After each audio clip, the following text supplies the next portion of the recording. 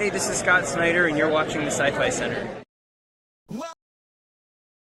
Welcome to the Sci-Fi Center, the place to be, where comic books and wrestling collide magically. Movies, TV shows, and pop culture we share. Get ready to rock, we're here to take you there. From superheroes to aliens in outer space, we've got the latest news and reviews in our embrace. Turn on your screen, let the neon lights glow. We'll take you back to the 80s. Let's rock and roll. Sci-Fi Center, where the legends come alive. Get ready to geek out, let your imagination fly. We're diving into the past with a touch of modern flair. Sci-Fi Center, the ultimate pop culture lair.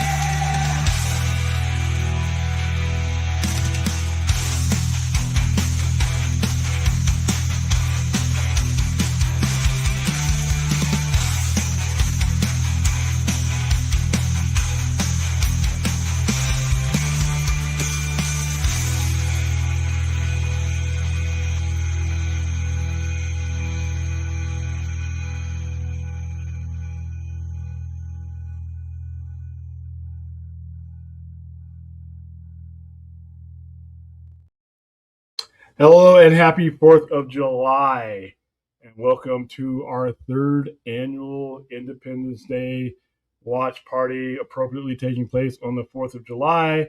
And as noted in the description, we are watching the original one, not that absolute piece of shit sequel, Independence Day Resurgence, which I do my best to forget, and only a third movie that completely erases it will help me do that. But today we are going to live in a reality where there was no 2016 sequel. And I am watching the version I bought years ago. It is 2 hours, 33 minutes, and 33 seconds. So for those of you who want to watch along with us, that is the version I'm watching. I don't think there's another version that I recall, but just in case, that's the version we're watching. And here, I don't even know how to introduce you anymore. It's Brad, you were almost on time, so I'm in shock. So I'm like, hey, what's up? Can you hear me? Yeah, I can hear. Okay, didn't look like sometimes you're muted and sometimes. All right, well here we are. This is 3 years we're doing it. You introduced me as the brains of the operation. I think people pretty much know that could never be true, but hey. How's your 4th going? You're 3 hours ahead of me. How's your 4th going so far? Where's the delay? Hey, come out and come back in again because there's a delay. Yeah, there you go. Yeah, there's a delay. He's I can see him talking in real time, but it's not coming over the stream. I know many of you are probably going to watch this later on because you're out flipping burgers, eating hot dogs, and getting drunk. And about to hopefully not blow your fingers off. But I know that is a possibility whenever you deal with explosives, having dealt with explosives with the U.S. Army and having dealt with things that are probably way too similar to what you guys are going to be putting in the hands of children today. So let's try this. All right. Say something. Yeah. So, you introduced me obviously as the brains of the operation. Okay, and that's an absolute no. Well, I didn't even have to do that because people know who the brains of this operation is. You know, it's not that hard to figure out. All right, wait, you have the right version queued up? I think it's the only version, to be honest with you. Mm-hmm. All right, I'm going to go ahead and just get this started because this is a considerably longer movie than we usually do when we do watch parties. So I am at all zeros right now, and we are going to count down from 5. So 5, 4, 3, 2, 1, play. Back when 20th Century Fox made movies without being attached to Disney. Now they're just 20th century films. Weird. Or studios, yeah. Yeah, something like that. This was what an event movie felt like back in the mid '90s. This was the event movie. This was the internet was still young. When you put out movies like this and The Matrix, Again, it was didn't have a lot. '96. Yeah, The Matrix had a viral program because a lot you couldn't really spoil anything. The internet was in its infancy compared to what it is now. And I remember seeing this scene. This was when Dolby and all these places started to do that really hardcore sound to where it shook your chair. Not like the D-Box set, but literally it was so loud it shook the theater. And this was one of those scenes where this ginormous spacecraft starts shaking the moon like it does. And we're Aaron and Clint. I sent them both links. Yeah. Clint's probably hot. Actually, I DM'd Bell Rev if you wanted. I DM'd Bell if you wanted to jump in and join us. You might be seeing her in the comments. Well, a lot of these people are probably Bell's on the West Coast. They're probably doing that 4th of July. Listen, I love my country, but I've always said on the stream, I'm not a big fan of 4th of July and its festivities. I'd rather just not be partaking them. Like I said in the description, I got my explosives in the desert out of my system.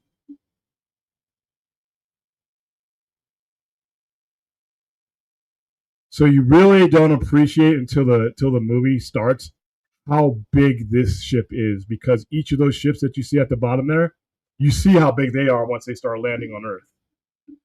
So there's multiples on that one ship, which shows you how big that ship is.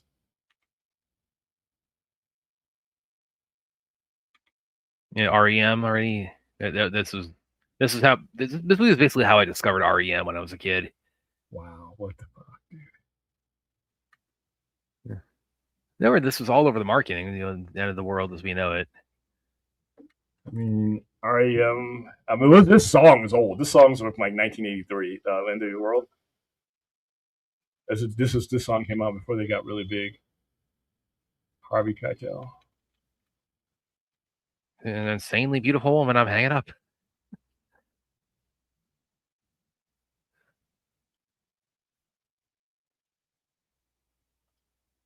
This movie is on such a nerd level, especially with Jeff Goldblum.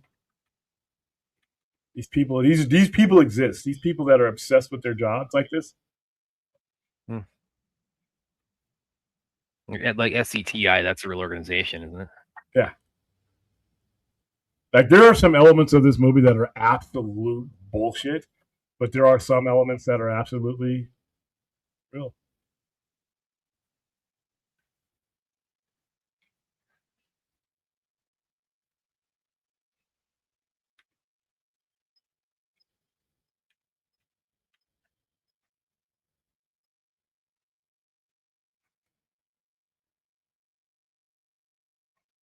I think also it's always worth repeating just how minimalist the marketing for this was, because that's all it needed to be.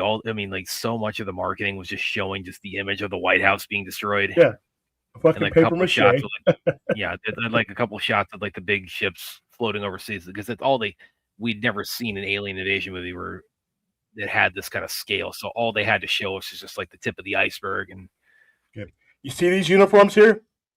These uniforms are 100% accurate. Right down from the medals, everything. And there is a lot of stuff about the military they get. Roland Emmerich tends to get right. He's like this and Godzilla and Universal Soldier. He has the and also like Day After Tomorrow, 2012. A lot of he has the. Well, his Godzilla one is horrible, but yeah. Hey, Aaron. His military and Godzilla is not good.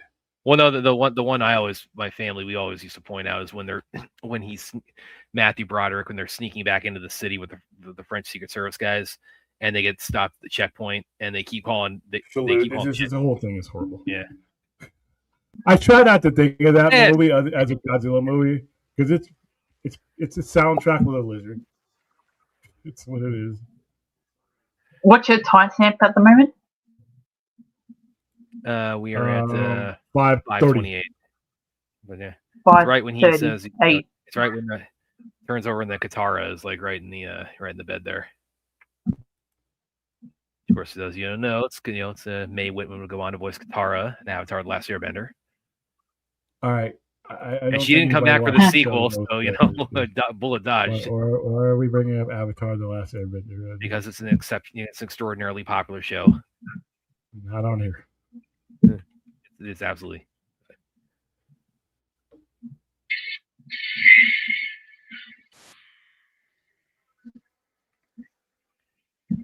Something also I think people kind of tend to forget is this movie came out just 6 weeks after Fresh Prince ended.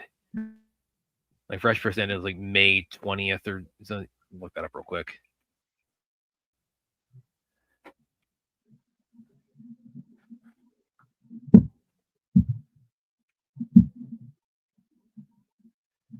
Yeah, Fresh Prince ended May 20th, 96, and this came out July 2nd, 96. And Will Smith, I think he'd only done like one or two, he'd mostly done Fresh Prince. He'd done like one or two movies, and one of them was Bad Boys. So this was what really skyrocketed him.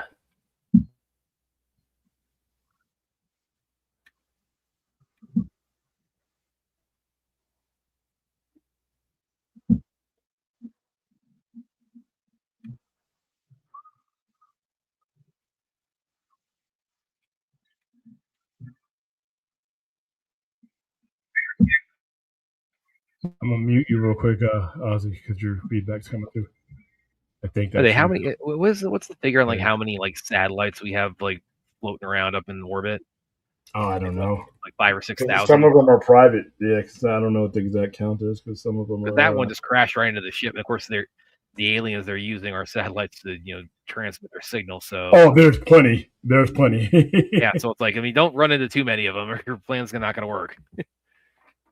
Well, plus as they're entering the orbit, they're gonna probably hit more. But this ship is so massive, you just really don't appreciate how big the mothership is. Yeah, and then for the second one, where they say, okay, now we're gonna make the we're not main attack ship. Now it's the size of North America. Yeah, and that still didn't bring that movie to life.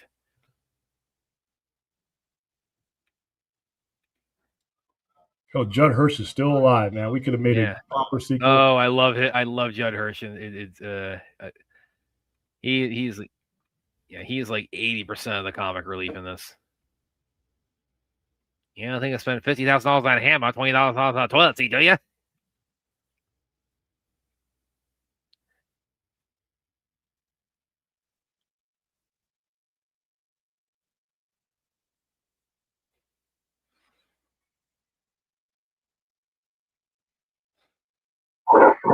I might be just a little bit ahead of you. Which is the actual timestamp? They're playing chess. 8:52.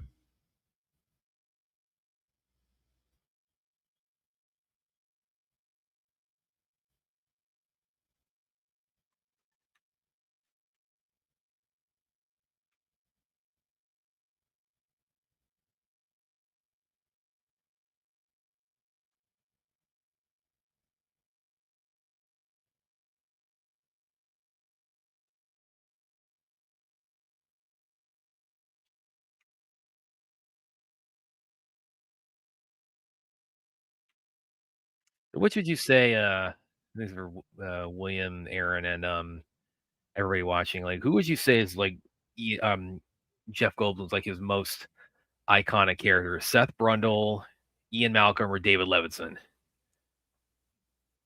Like which is the most like quintessential Jeff Goldblum character? I don't know because I can't answer that question. I'm not a big Jurassic Park fan, so I don't even consider those movies. So you'd have to ask somebody who's like really into those. But for me, it would be this movie. It would be Independence. Well, like Seth Brundle, I mean, that was a one and done. So now if you as acclaimed as that portrayal is. I don't know if you can count that. Yeah, even though he reprised his role, but he reprised it on a bad. You know what I would. You know what I would say? I would say The Fly, because that pretty much made him. Yeah, that kind of set the template of what we. I mean, I guess The Fly. I could go along with this or The Fly. I mean, depending on what day you ask me.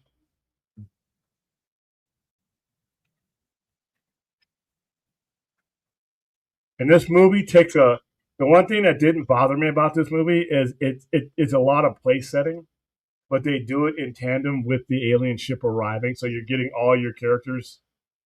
Yeah.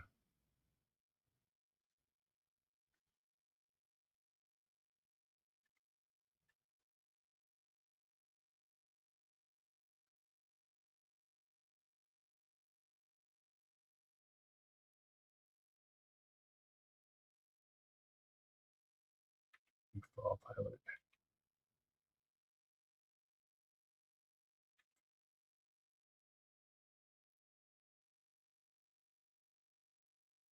This character, until obviously the end, annoyed the shit out of me when I saw this movie in the theaters. And I like Randy Quaid. His character was like, this movie's so, going in one direction, and then you got this Wile E. Coyote-ish type guy. Well, you remember the original ending, right? Where it has he gets rejected from like when they try to assemble the pilots, and he shows up at the end in his crop duster with the bomb strapped to it. So it's a different version of what we got. That would have hurt this movie. I'm glad that they went a different direction,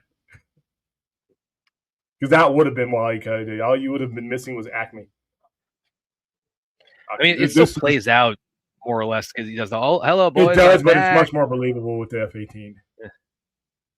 This is a scene right here that really was like, holy shit, because you realize that all these things are coming from that big thing. And then they started using this as the promo poster. Of the ships arriving? Yeah, the ships at that diagonal angle. I'll never forget that. How far, because it's really, it's hard to kind of, there's like a perspective kind of effect that happens where like a lot, it looked like the ships are hovering like 10 feet above like the buildings, but I mean, they should be like, they're hundreds. They're at least about 1,000 to about 2,000 feet. Because if you look at the one building, okay, so in LA, the First Interstate building, which I've been to, and I've been at the top of that building's almost 1,500 feet tall on its own. And they're another couple hundred feet, if not another 700, 800 feet above that. Yeah, it looks like from the yeah, because the angle, the only angles that they could show us, like they're this far above whatever building they're hovering over. Yeah, but yeah, they're significantly, and you'll see it when they're about to wipe them out. There's no way in hell. Any city that those things are over, I'm gone, baby. I'm too. Well, but I mean, there's traffic jams you run into. I mean, it's like people. It's not like they're not making the effort to leave. It's just that you get. They waited too goddamn long. Yeah.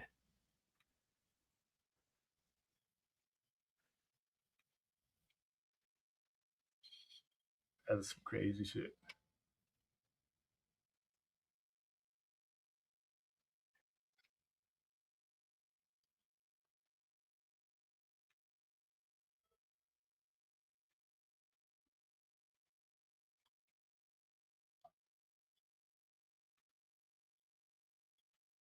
Dude, laptops between this and Mission Impossible, the Apples and the laptops were really the marketing. They totally marketed the shit out of this movie.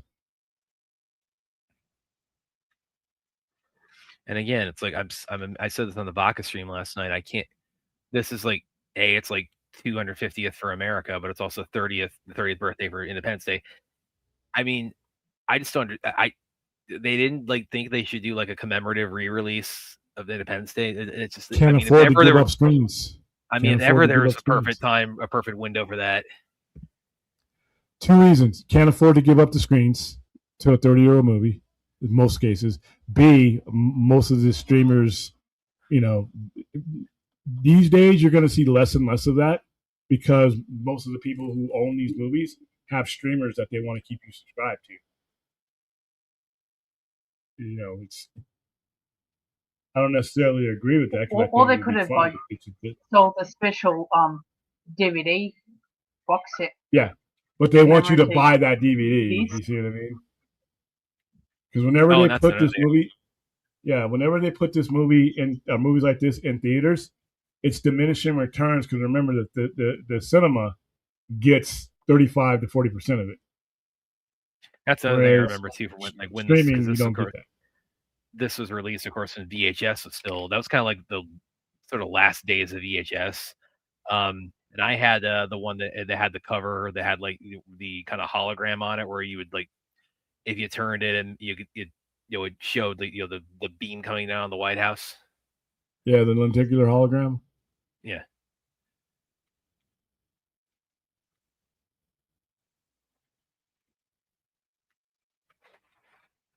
Look at them TVs.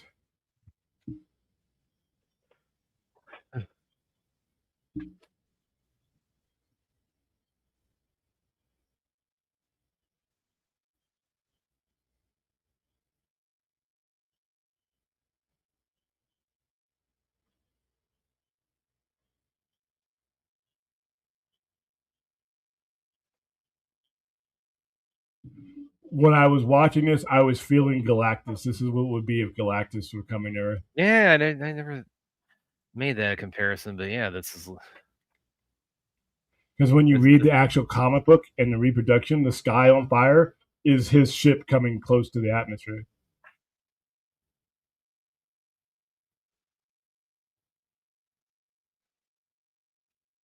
And this is the first like bit of like presidential bullshit that William always calls out. It's like I'm gonna stay like so that leaving doesn't cause a panic when aliens are arriving. It's like I don't think the president getting fried is going to cause more panic. Well, because they don't. I mean, they don't know if they're going to stay there and hover for 6 hours before they start blasting off. Yeah, until Jeff Goldblum figures it out and says, "Oh."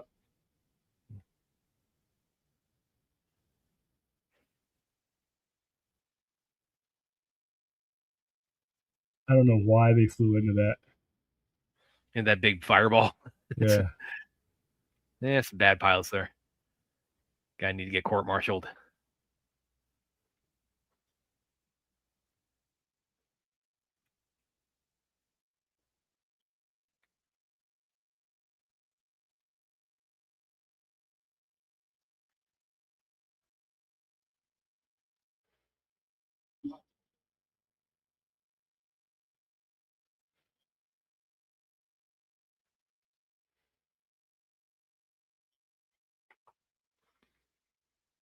Nope, not happening. Secret Service will grab him by both arms and say, "Mr. President, you're coming with us."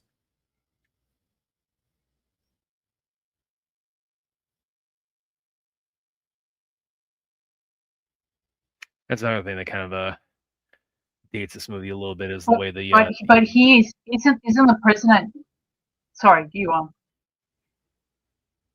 I was just saying, like the way that the TV, the signal gets all screwed up. It's like I'm wondering, like how that would be different, also with digital TV and Xfinity and all of that connected to your internet. Like how would that play out today? But anyway, you're saying, Aaron? Isn't the president like the commander in chief? So what he says rules? Yeah, but I believe there are certain protocols.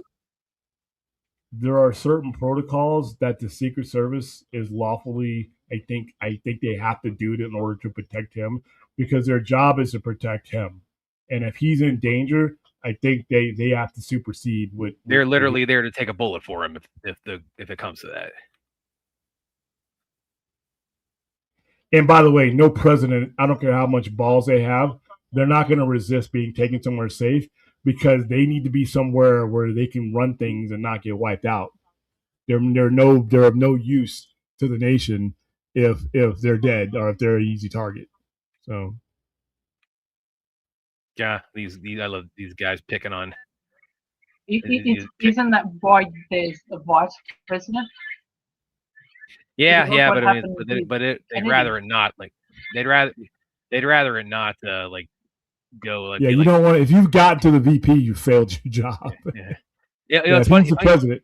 It's funny you should mention that because I remember there was one class I had in college. It was one of because I majored in poli sci, and this one class the professor like laid out the presidential line of succession.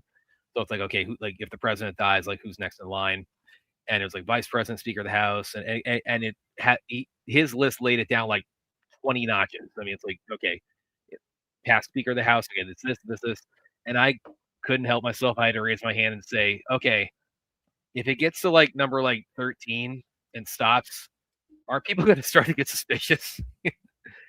Well, you would know why it's happening. You'd have your designated survivors. You have just a long list of people, and it's not the only one that's not time is it's secret is when they're like doing the State of the Union or something like that because they don't want you to be able to attack him.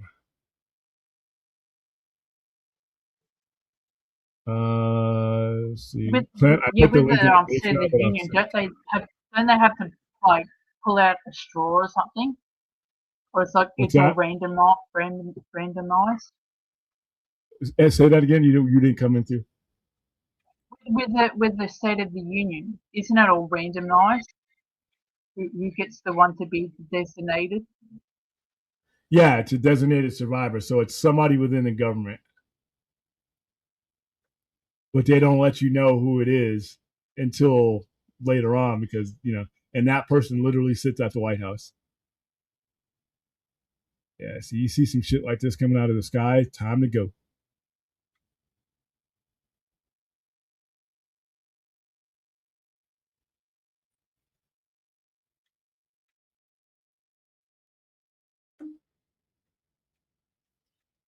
And they recasted the son for the sequel as well. Yeah, So hey guys, just to make me happy, let's not bring up the sequel.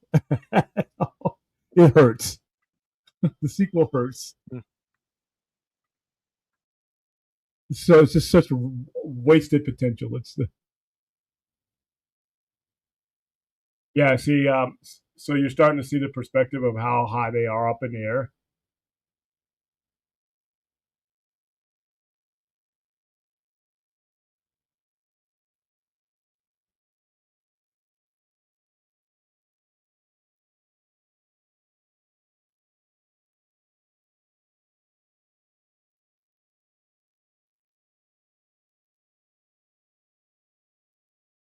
William, I got to step away for a minute. I'll be right back. Yeah.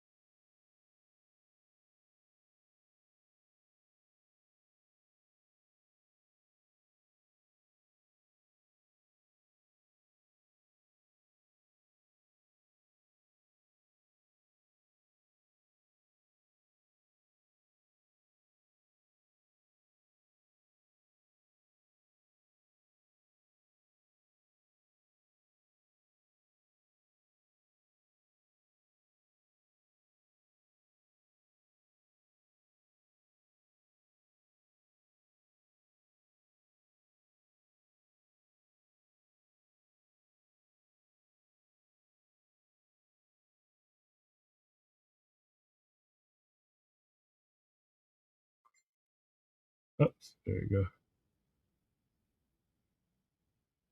What's up, Clint? What's up, guys?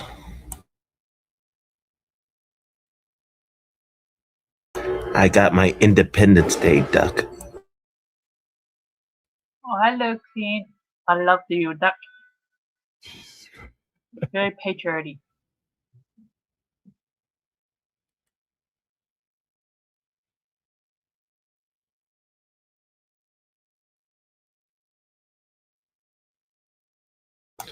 Oh, wait, wrong Independence Day.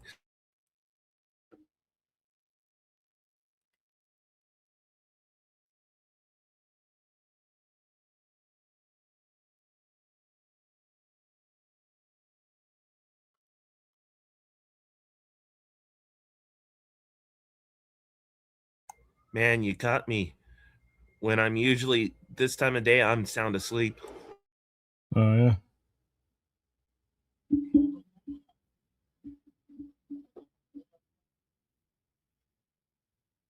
I mean, what else is there to do when it's 120 degrees outside? Yeah, not really looking forward to anything but, staying indoors.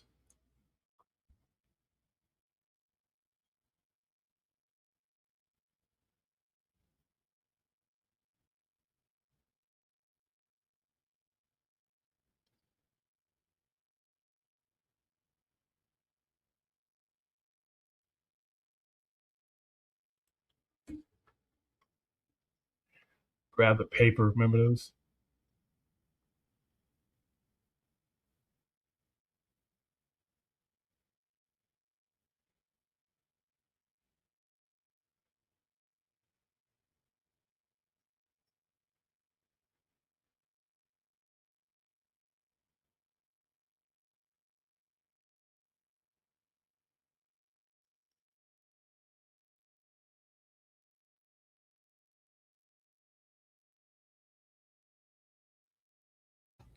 You know, it took 8 years to win independence. Yep.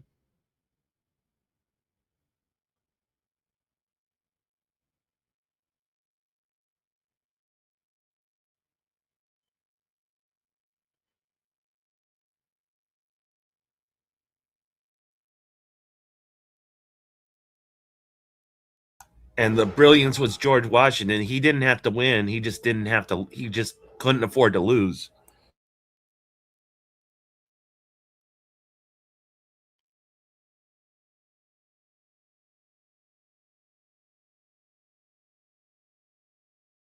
Just by existing was the thorn in the side of the British.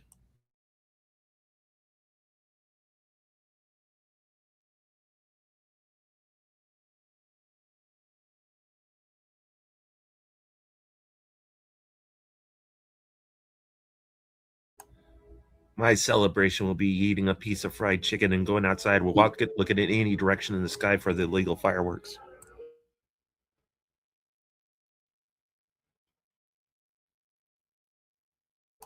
That they swear up and down they're going to stop this year.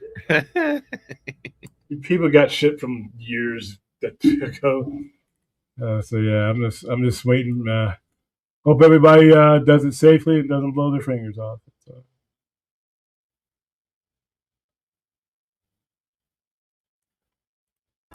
Yeah, tonight's the last time some people have all 10 fingers.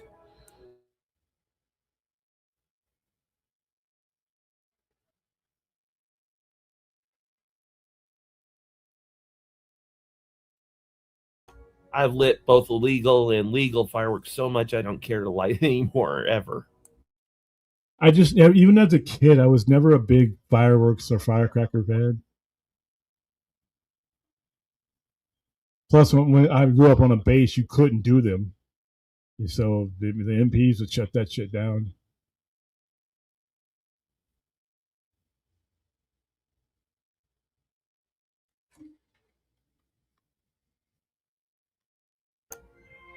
I will agree, William. Fireworks are a tremendous waste of money. Yeah.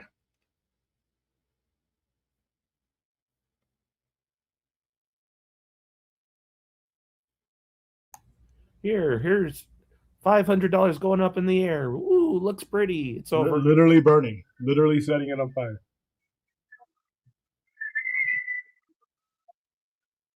I'm surprised DC or Marvel hasn't done any commemorative comic books to celebrate the occasion. Oh, 4th of July? Let's see, his uniform is accurate too. Yeah, especially the fact that it's 250th birthday of America.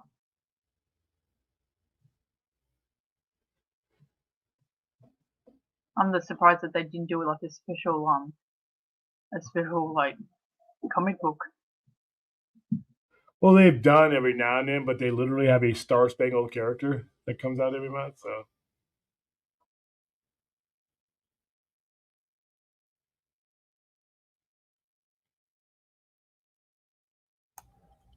Listening to that team, the theme song to Team America World Police.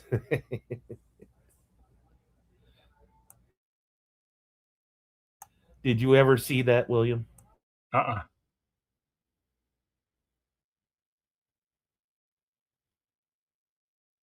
The theme song is America, F yeah.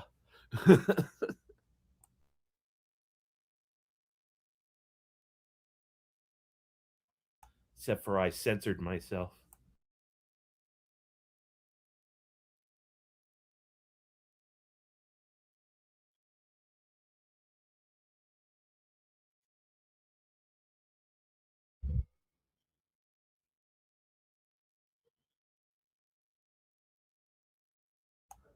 I would say watch it one time, William, but I know it's not your cup of tea because it's satire.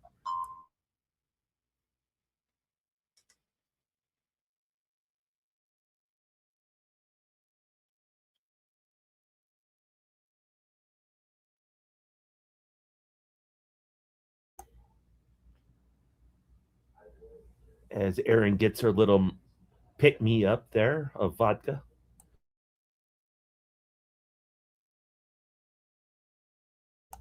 In celebration of America's birthday. It's a cup of tea, and it's just like the only American thing that I could find in my tea thing. Oh, your little Wonder Woman mug, how adorable. It's tea mixed with vodka.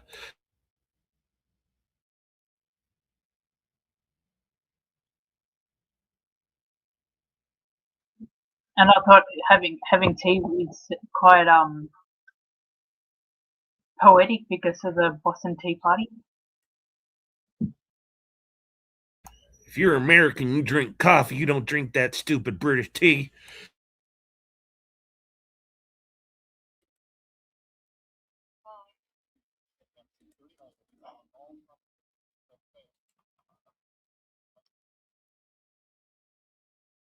Don't worry.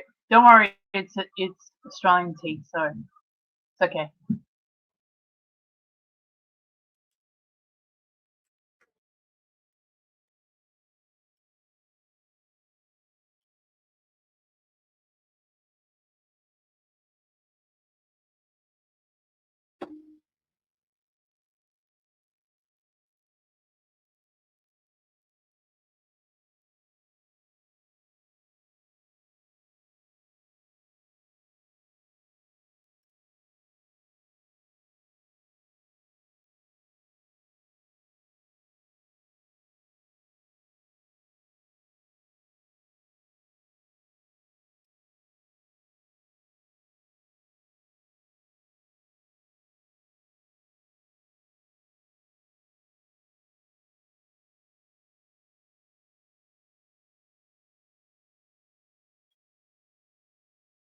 And this is a rare occasion.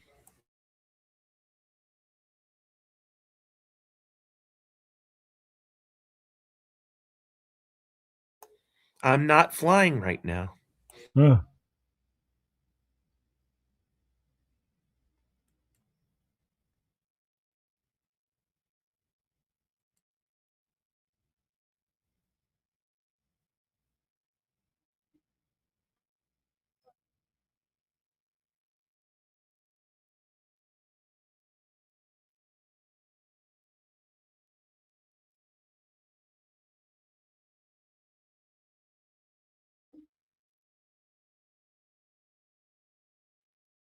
Anyone braving the daylight to come to your store, William? Yeah, I've actually had people coming all day. People that are usually working today that are off today. So this is actually one of the quietest part of the day. I'll probably have to get up here in a few minutes once Brad gets back.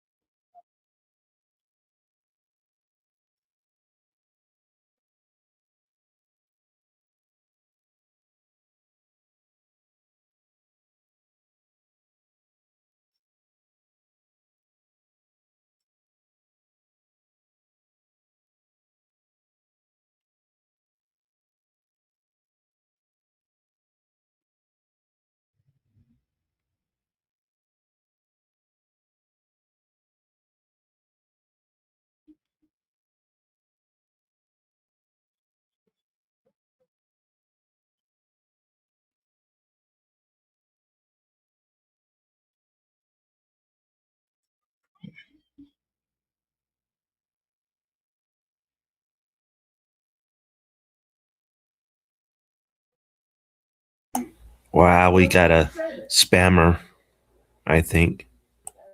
Yeah, he's in Twitch. You can't ban him from here, but you can't really see him unless you're watching Twitch.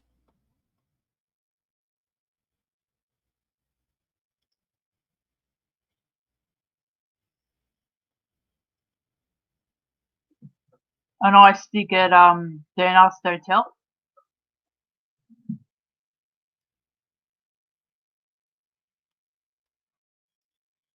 Would you say, Aaron?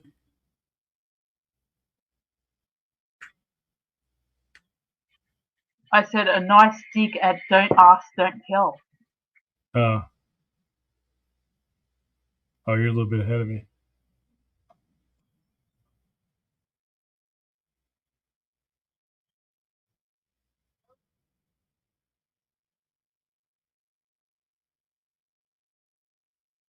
By the way, this is Harry Connick Jr., who was at that time a pretty famous jazz singer, still is.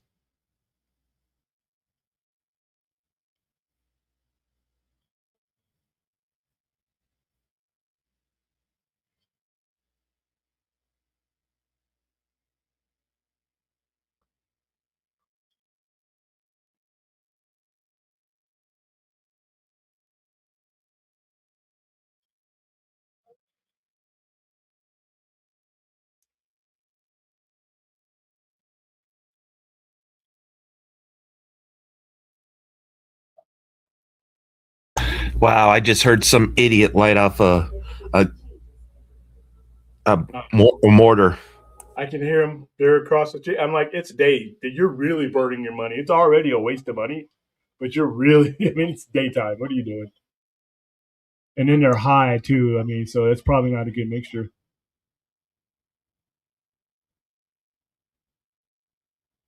I mean, they do make daylight fireworks, but they just like whatever. It blows up into a colorful powder that shows Yeah. up in the sky. Yeah, they use them for those gender reveals and burn down the forest.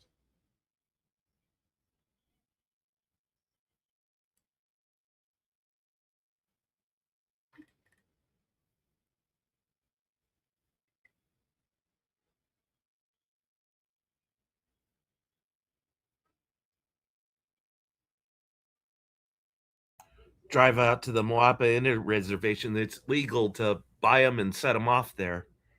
Yeah, and there's less to burn. Oh, I've seen plenty of fires.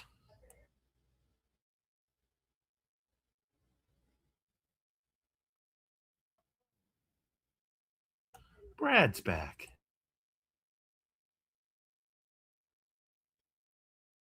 Like you punch the president?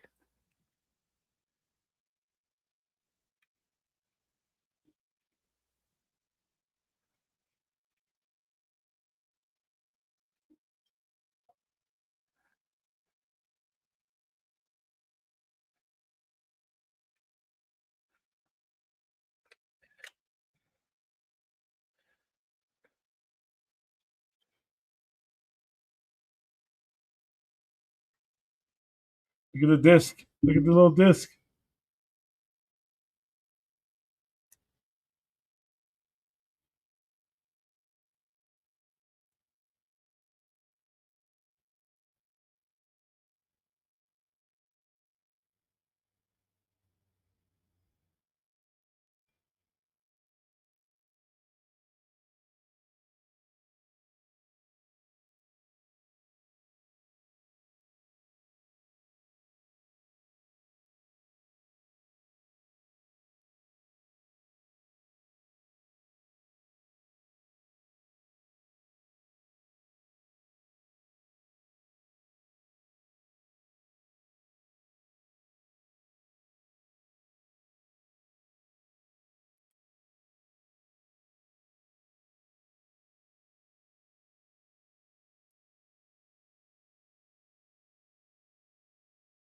This part kind of makes me wonder, like how they how the aliens, because they're coordinating their signals through our satellites. So it kind of makes me wonder, like how they did that on like all the other planets they've invaded, like those the other alien, like They're, if you could make the assumption, maybe that those they had satellites too, or that something. they had satellite, and probably far more advanced satellites than we did. You know, and if they didn't have satellites, they probably didn't have anything that those aliens wanted. Hey, Brad, do you know what the rarest substance in the universe is? Yeah, you got me. Wood. Wood, the rarest substance in the universe. Yep. How you figure? There are planets in this universe made of gold, platinum, and such. There's only one place in the universe you can get wood. Well, it's got to be Mars, right? Sometimes I think you have wood for a brain.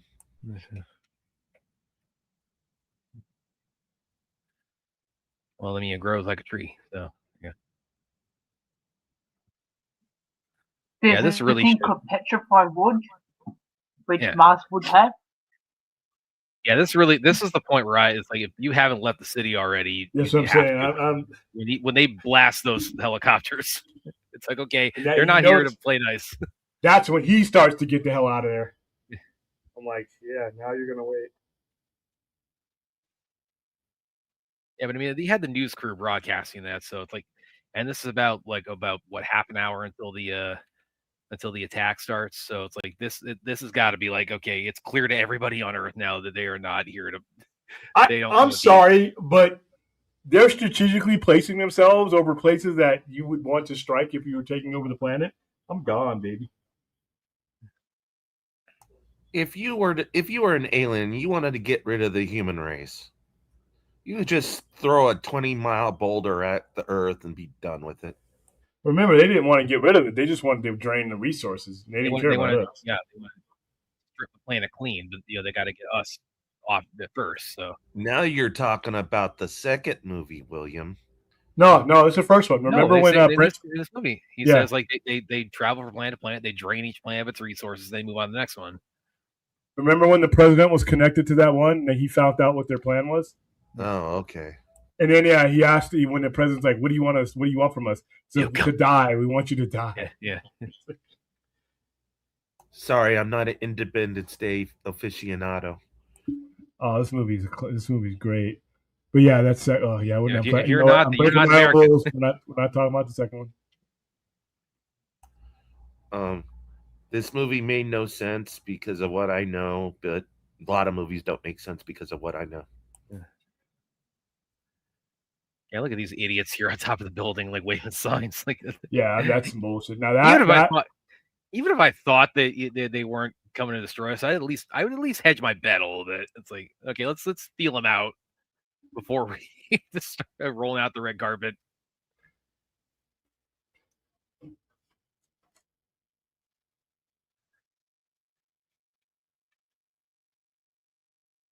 I am sure that people would not have acted this stupid, or at least not the people that know Like the scientists look at, or the military people that look and see, there's these big spaceships strategically placed around the Earth. What could that possibly mean?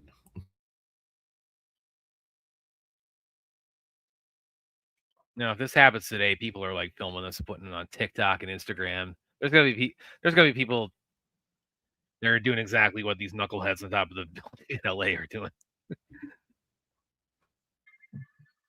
I know people in my life that will be stupid enough to go onto those roofs. Yeah. I'd go up there too because I just want to end it quickly.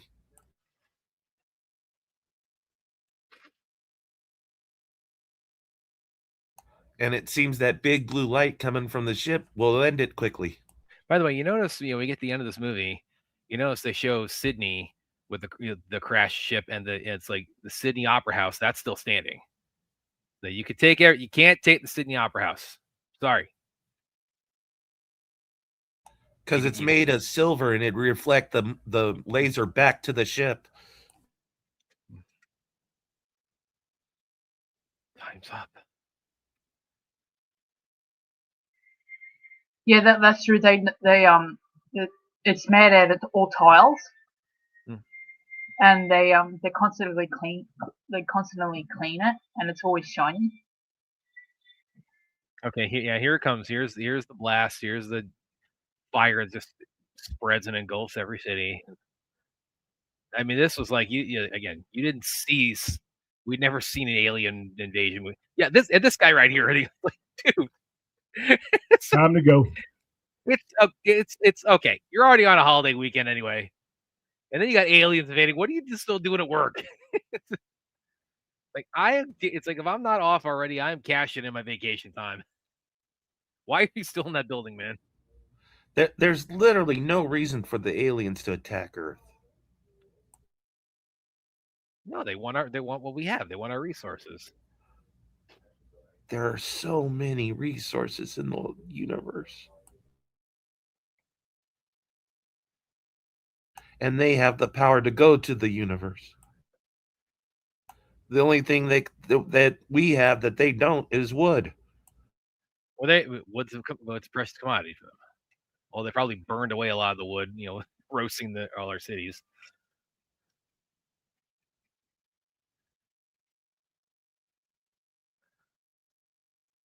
There are diamond planets.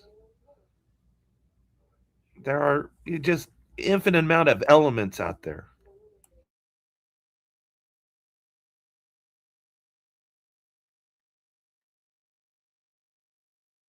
So much rock, stone, gold, everything.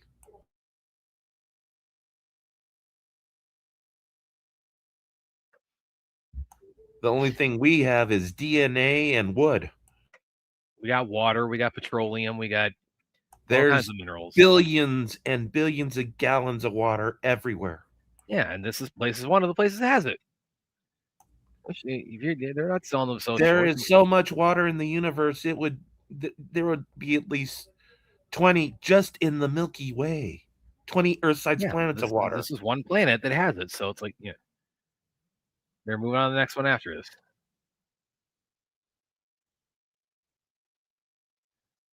Okay, say I don't care that this is not how fire works. It's like this is a fist pumping moment when the dog escapes. This is a crowd pleasing moment. Okay. It's like I don't care. That's no. If you killed, they killed this dog. It's like it's like no. This is you got to call John Wick after that. Well, the only way that would work is if the wind was so strong that it was blowing the fire only in one direction. Well, it's not the wind that's carrying it. It's just the blast is just the fire is just like this concussive force. What is concussing you, Brad?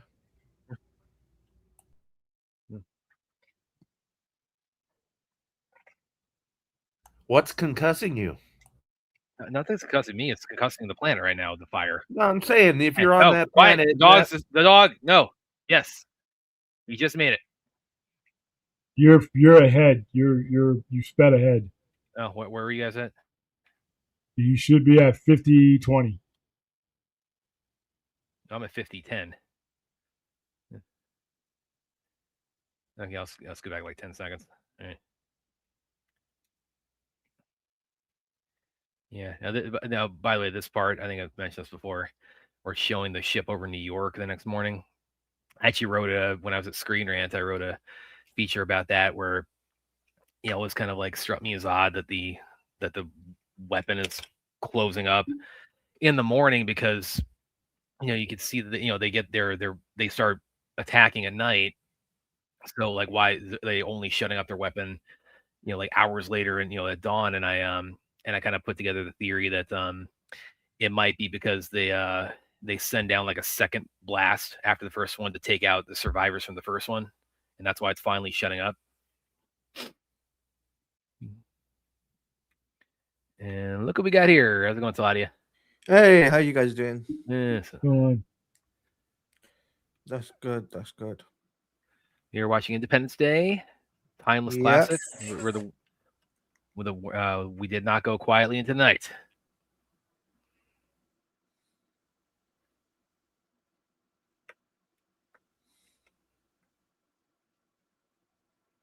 Hey, we got a Brit. Woo! Yeah. Yeah, you got a Brit. On the Well- 4th of July. Hey. Hi, Claudia. Clint, it's like this movie. It's like this big 4th of July no longer is an American holiday. Take out the aliens, everybody. Brad, you're smoking something, buddy. No, the president, he declared it a worldwide holiday. Movies aren't real.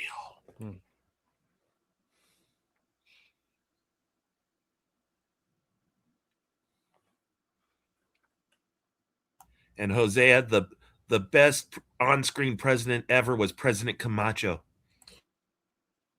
No, sorry, it's President Whitmore. Close second. Close second for me is President Marshall in Air Force One. Not President Camacho. No. President Whitmore, President Marshall. That's the hierarchy of movie presidents. Who's President Camacho? Yeah. He was the This president president of is Idiocracy. bullshit, so I really can't put this as the best TV president because there's nothing about this situation that's presidential other than his speech at the end, which he didn't have to be president to give. Could have been a general. He was President Camacho in Idiocracy. And the thing about it is that this was remember this is 96, and like canonically, you look at like the Independence Day kind of lore they sort of established after this is this conflict with the aliens was it was called the War of 1996. So 96, remember, was an election year, and Whitmore, like, how do you even run against Whitmore after this? Like he had to have been running unopposed. I mean, whoever his running, the opponent was, they had to have, assuming they weren't killed by the aliens, they had to have bowed out and said, like, yeah, just let him have it.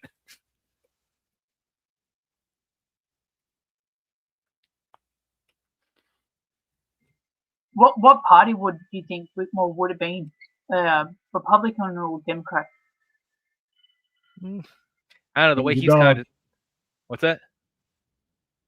See, real life, the dog would have beat the human to the door. That's probably true. Well, the way she dog self-preservation are like, you better come with me, human. I'm guessing he because the way they talk about him, like addressing Congress and saying please sir, like some more, and he's in his lame duck session. I'm guessing he's probably a Democrat.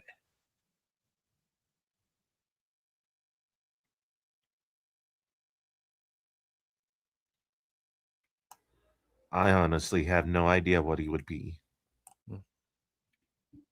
I don't have a party affiliation, full disclosure, so it's like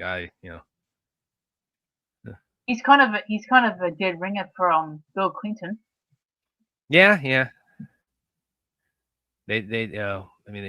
Clinton president.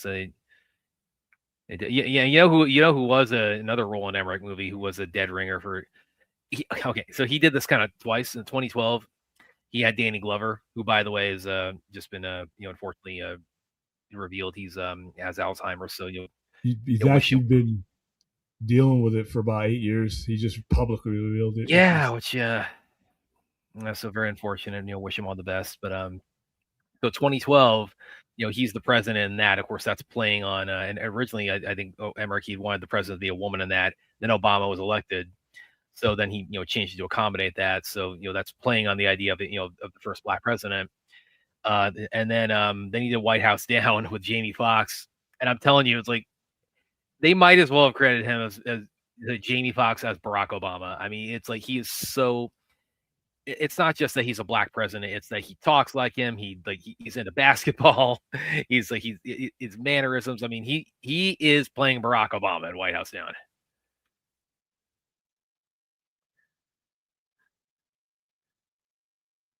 Yeah, are you guys at the part where they start firing the missiles at the ship? That's where I'm at. I think this would be a so much better movie. How do you keep getting so far ahead? Okay, give me your timestamp. 56:30. Well, then you should be ahead of me.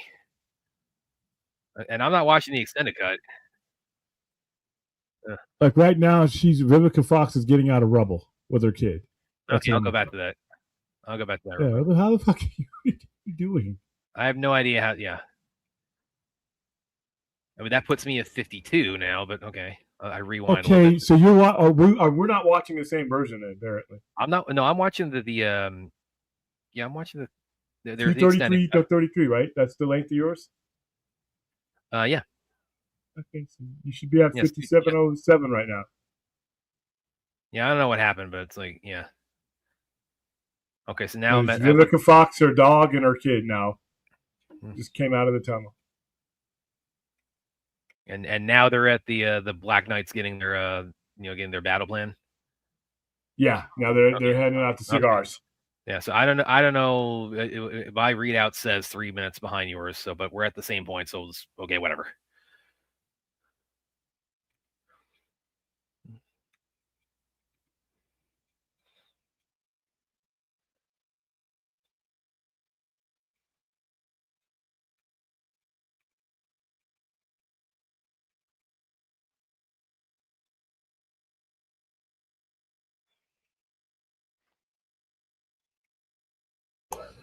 This movie would be such a better movie if it didn't have shields.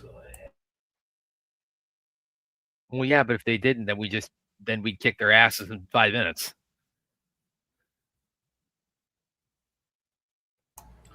Yeah. No, once their shields are down, it's like we take them out. It's kind of like Return of the Jedi, the whole point of getting to Endor and wiping them out.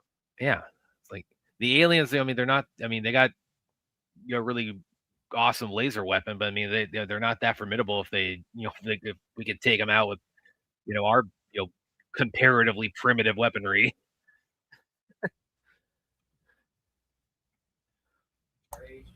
You can call it kinetic weaponry.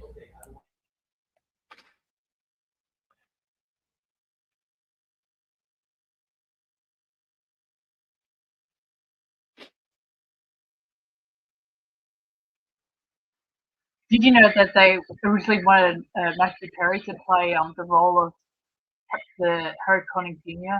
character? Oh no, I wasn't aware of that. Yeah.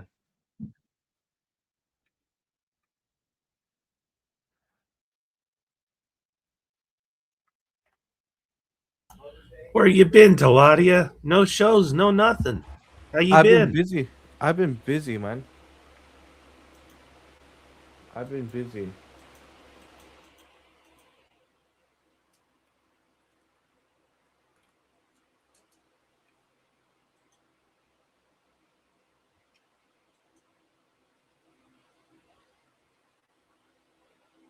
What's the timestamp again? William probably give that because it's like we're right at where they start putting their masks on and you're preparing to shoot their missiles.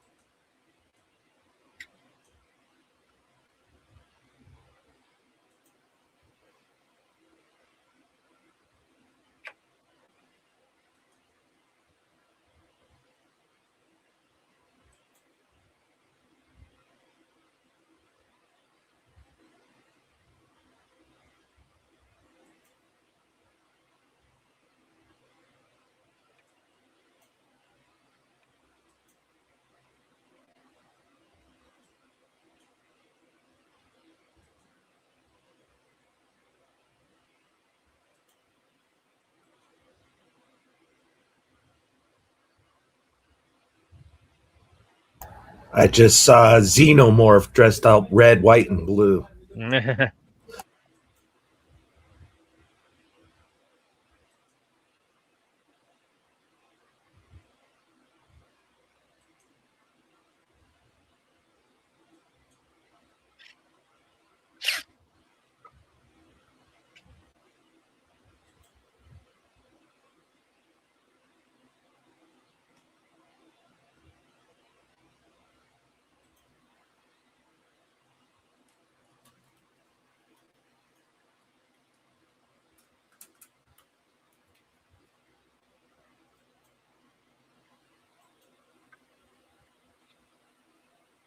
I love this. Oh, you did not shoot that green shit at me.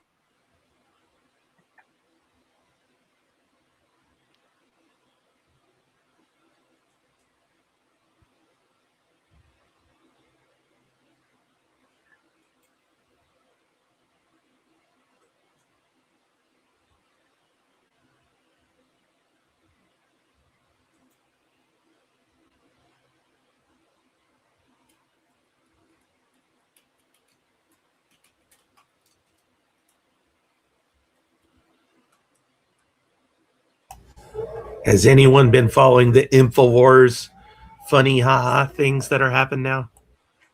No. Yeah, fill me in on that, man.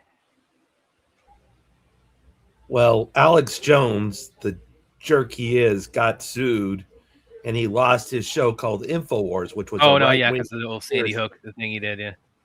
Yeah. Well, anyways, the people that bought it were the the people that bought it were the Onion. Oh, okay. Oh, I wasn't aware of that. They're gonna have a lot of fun with that, I'm sure. They already are.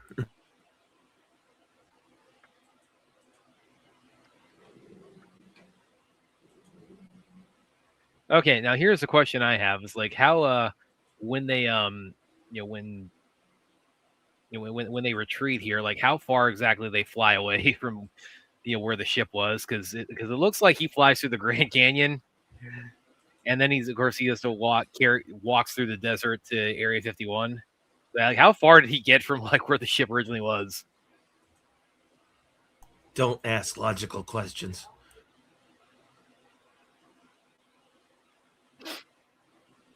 This movie makes no sense whatsoever. It's just pretty lights.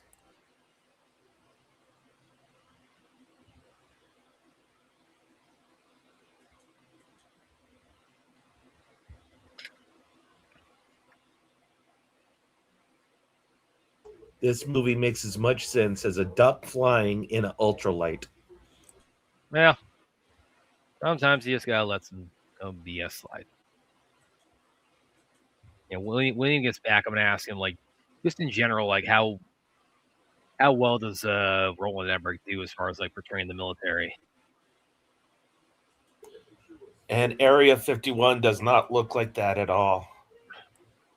Well, yeah, but I mean, it's so secretive. You can really take a lot. I've driven by it. Well, yeah, but not too close. I hope. They missed all those jets, by the way, when they did that flyby. What's that? They missed every jet on the fucking landing strip, which is kind of sad. Well, yeah, but the humans are out there, so they're like shooting directly at them. Yeah, I was mentioning I was going to ask you when you got back, like just in general, like how well does Roland Emmerich usually do as far as like accuracy in portraying the military? Because I got like my kind of perspective on that from a little more secondhand, but I think William can probably answer you more than I can. Area 51 is surrounded by huge mountains. I mean, I hope you didn't drive by too close, man, because they'll shoot you if you get too close. I mean, I drove by it in the sense that it was 200 or 300 miles away. Okay, that's probably a safe distance. I mean, there's no restrictions driving on a highway. Yeah, I think I've also mentioned this on one of the other watch parties we've done before. Is like, because I used to have this question a lot of, the ships, the big ships on the alien fighter ships. They had the force field. So how was Will Smith able to walk up to this one and punch out the alien? And I remember reading somewhere, well, the idea behind the force field is that it's meant to block something that's coming in fast, and if he just walks up to it, that the force field doesn't kick in because he's not representing a threat. He's not going to destroy the ship at the velocity he's coming in at.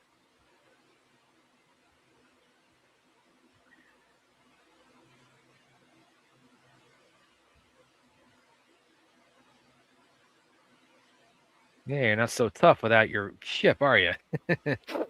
One punch, he's down.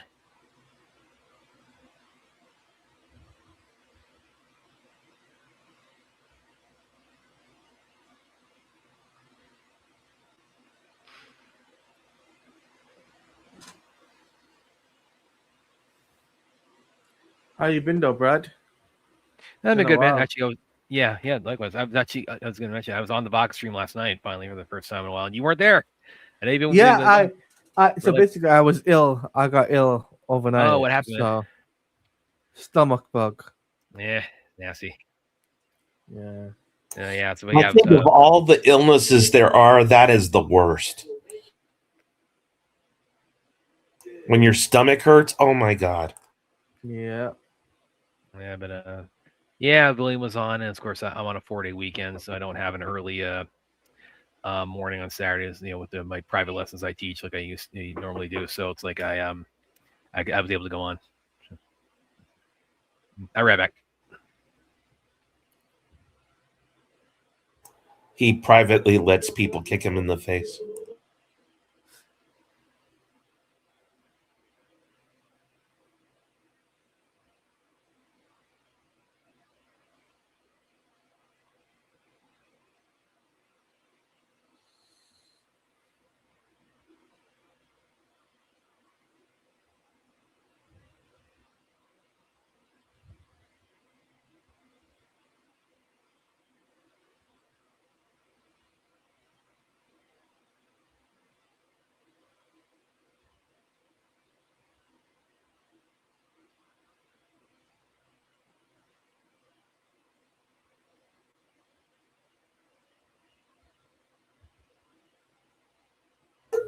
Everybody's AFK except for me and you, to lady.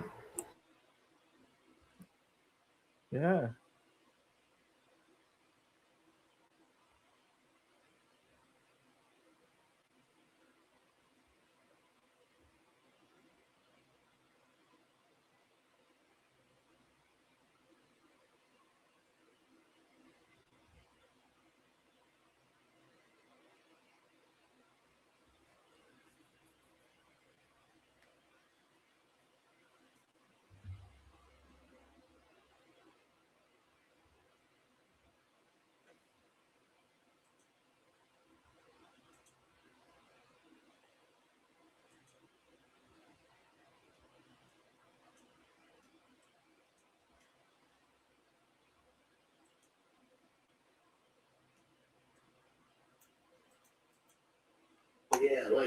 It's tomorrow for you, isn't it, Aaron?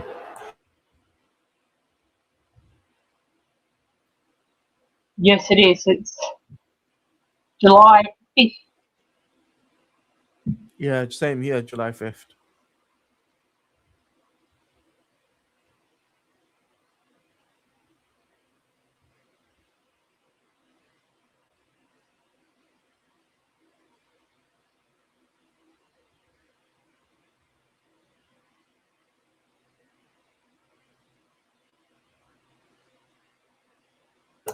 Just think that same evil ball of gas is shining on you that's shining on us.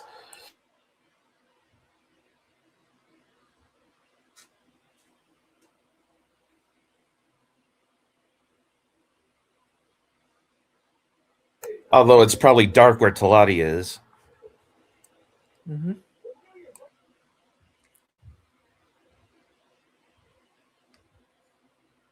Am I right? Yeah.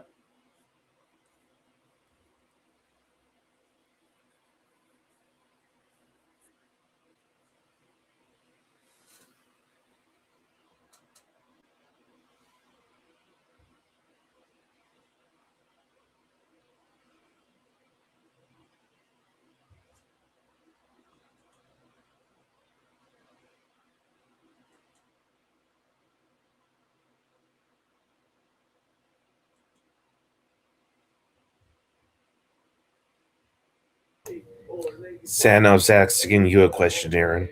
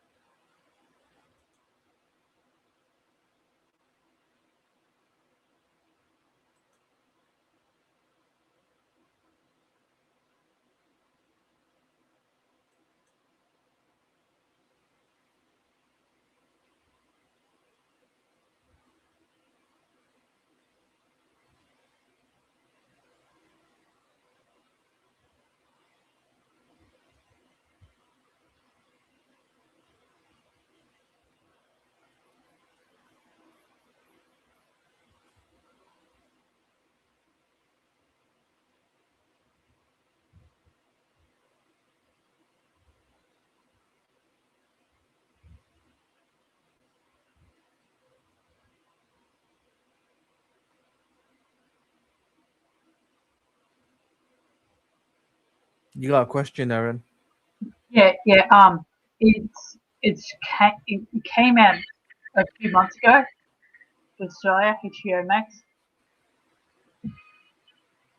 and that's only a few months ago, so it's not all that long. Have you been watching WWE lately, Aaron? And No, not as lately.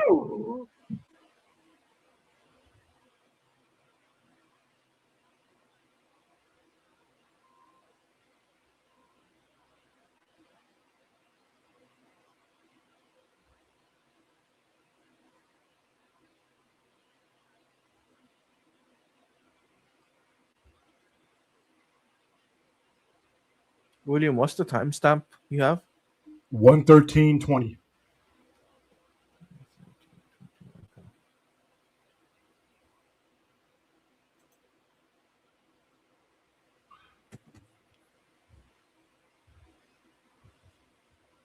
Man, they're ugly.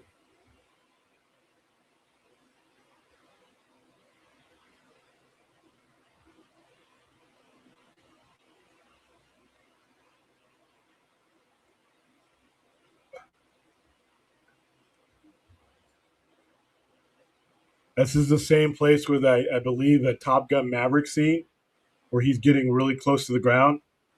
This is where that with the salt flats. This is where that was shot. Yeah, this must be Utah, right? Uh-huh. Because, like I said, Area 51 is in mountains.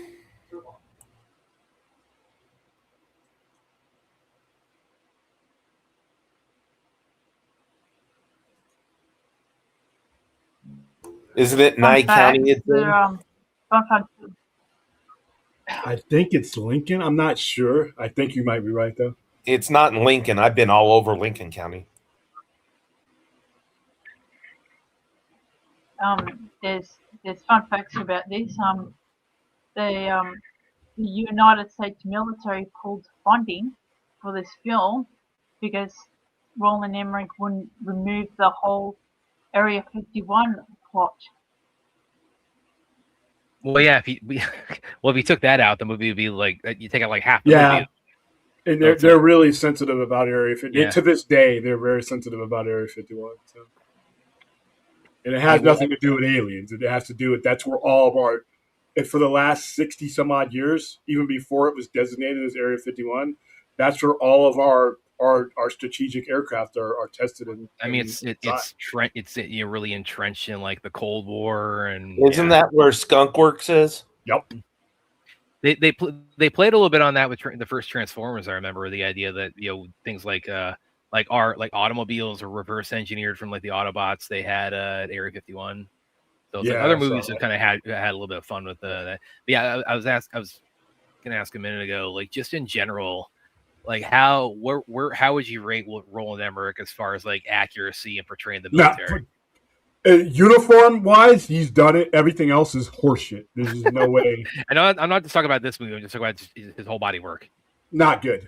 Not good. Not good. Yeah, because I go back to that Godzilla scene I told you about where they're where Matthew Broderick's sneaking back into the city with the French guys, and they get to the checkpoint, and Matthew Broderick, he keeps calling the the guy at the checkpoint, sir, and like I was like 11 years old. Like me and my family were picking that apart. It's like that should have tipped him. He doesn't. You don't call him sir when he's at the checkpoint. Nobody. The problem with trying to depict when you're doing something that's supposed to entertain people, the military. And I know a lot of people will not believe this, is mostly boring.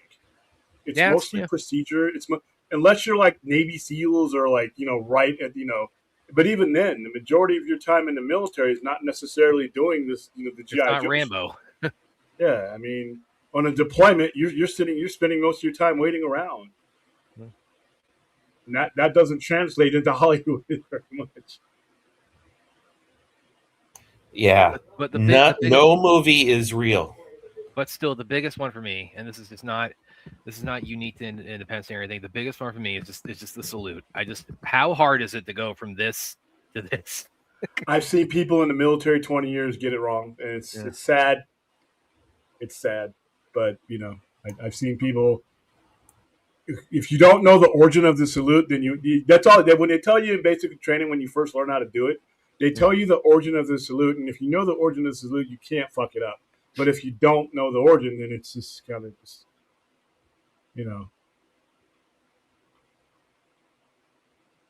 I think I also mentioned one of the other times we've done before that this movie, I'm pretty sure this movie was my introduction to Brent Spiner, which is fucking tragic. That is tragic. It could have been. Listen, that is the saddest thing I've ever heard from you, Brad. It could have been Dude, Where's My Car? Because he's in that too. You didn't watch Star Trek: The Next Generation? I mean, I'd say when I was a little kid, I used to like kind of catch it in passing on TNT, but I mean, I wasn't. Star Wars was the one I got. You need to turn your nerd badge in now. Are you ready, Brad? Though for the end of the year for Scary Movie? This is just like the vodka stream last night with Phil was like just throwing Scary Movie one-liners at. No, I'm not ready. I don't want more of it.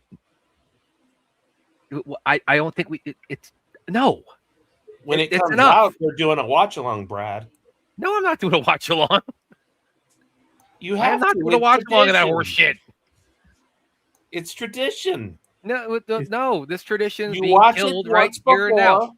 You watch it once before with your four dumb friends. I'm tired of saying to me, the only things I have to do are pay taxes and die. Why are we talking about Scary Movie while we have Melania and Clint want to torture me with the last I didn't bring it up. I didn't mention it. I didn't either. I just said, are you ready? That was it. It ain't happening. I'm ready for it to never happen.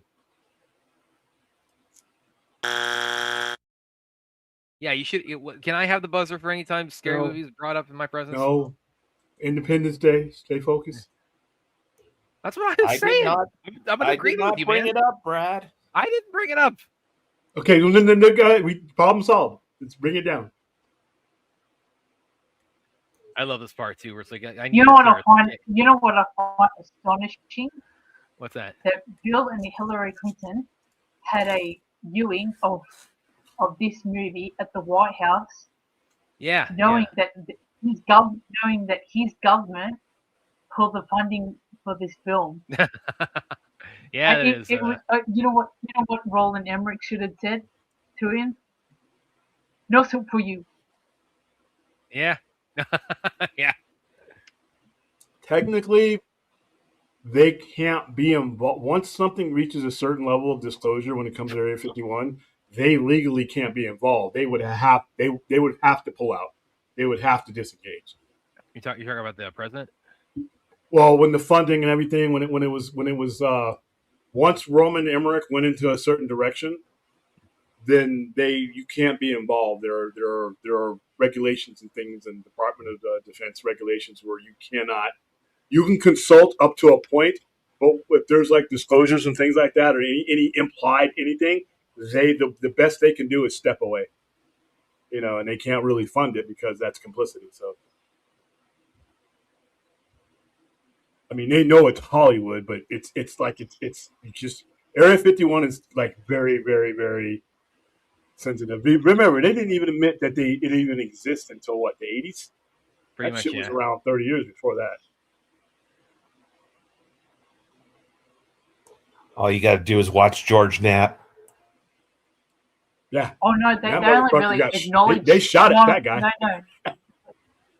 They, Yeah. they only really acknowledge the existence during COVID because of the whole Storm Area 51 thing. Oh yeah. And those fools, Because listen, don't fuck around with those guys, man. Because if you get within a certain distance of Area 51, they are authorized to shoot you. And it doesn't have to be a warning shot. They are authorized. There are signs there that tell you this much. So when I heard about that assault on Area 51, I'm like, wow. Yeah, what jackass decided? Those guys can shoot so well. By the time you heard the gunshot, you're already dead.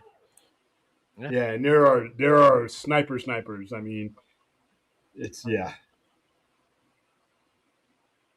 Yeah, I just got as close to Area 51 like 200 or 300 miles away. See, that's what that's the thing I'm curious about is like when you have, soldiers like real world soldiers. I mean, stationed there. I mean, like what kind of how do they keep them quiet? Because I mean they've seen stuff. The law. I get that, but I mean, has there ever been like anybody who's like attempted to be a whistleblower on that? Yeah, and they serve time. I mean, you sign waivers, and when you get your clearance, you get everything. You say on paper that if I default on any of this, I'm going to spend a lot in prison. There's not going to be a trial or anything like that because the disclosure is not going to happen in a court of law. You're just going to go away. Because there's Air Force bases. Creech Air Force Base is right up on there. So when we go out to the range and the bombing ranges, you can see Area 51, but that's not to get anywhere near it. I got the Wikipedia for it up right now. The CIA publicly acknowledged the base's existence on June 25th, 2013.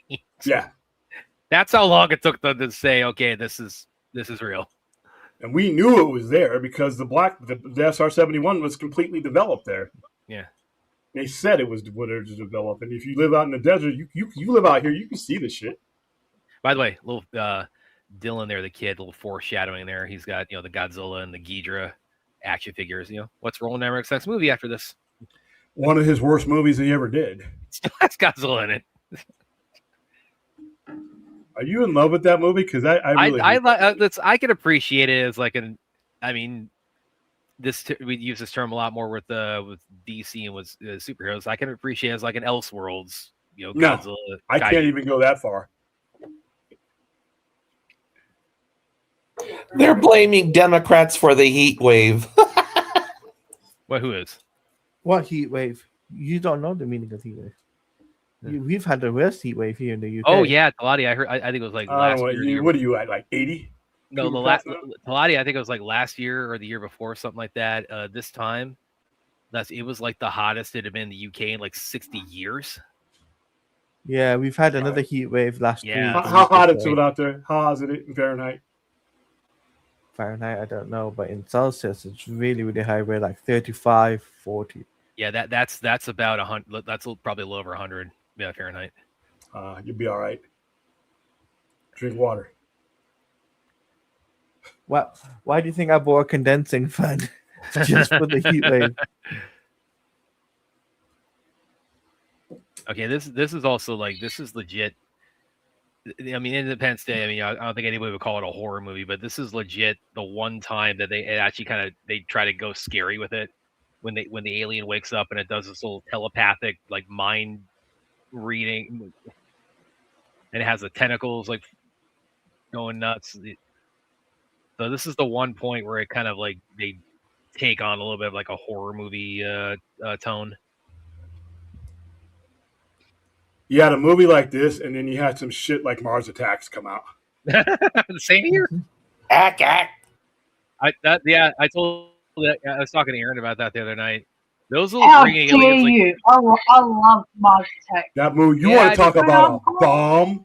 Yeah, that movie bombed hard. Yeah, but it scared those people getting zapped. Those people getting zapped in multicolored skeletons. That scared the hell out of me. You're That not the shit. unusual to be fun with everyone.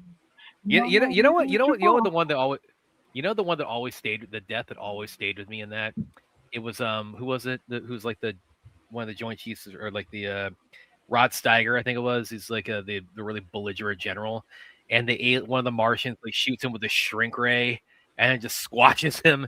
I think that's the most like undignified, just you're not even like worth my time, like kind of like death I've ever seen in a movie. I mean, that stayed with me, right? But how the Martians not only like see him as an insect, like they dispense of him as one. That movie made no sense too, by the way, because they went from communicating with him, and then he says the wrong thing, so now we're just going to wipe out the whole planet.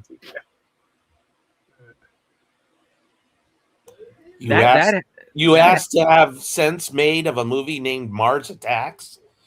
Well, the comic book's It even was dumber. based on it was based on all the old pulp magazines and stuff like that. Yeah, it was based on it's supposed to be 50s horror. It was basically like Tim Burton making an Ed Wood movie with a budget. The more money you give Tim Burton, it just doesn't work out well. Yeah, it's kind of true. He does kind of like, it's like the higher his budget is, the that's why actually his first Batman is actually, because the budget on that was like 35 or 40. That's why it actually has, I think, held up pretty well. It hasn't. I mean, other than the Prince soundtrack, that does date it somewhat. But... Now, if you watch that movie, and I was there day one for that movie screens 1989, so I can't hear the Prince soundtrack. But it was necessary. It was necessary to get to where we're at now. So, but yeah, you look at Batman '89 now, it's like, whoa. Yeah. By the way, this was another thing that Resurgence did that was bullshit. Where it's like, Brent Spiner, the movie's clearly telling you he's dead here, and then it's like, no, he was just in a coma for 20 years. No body, no death.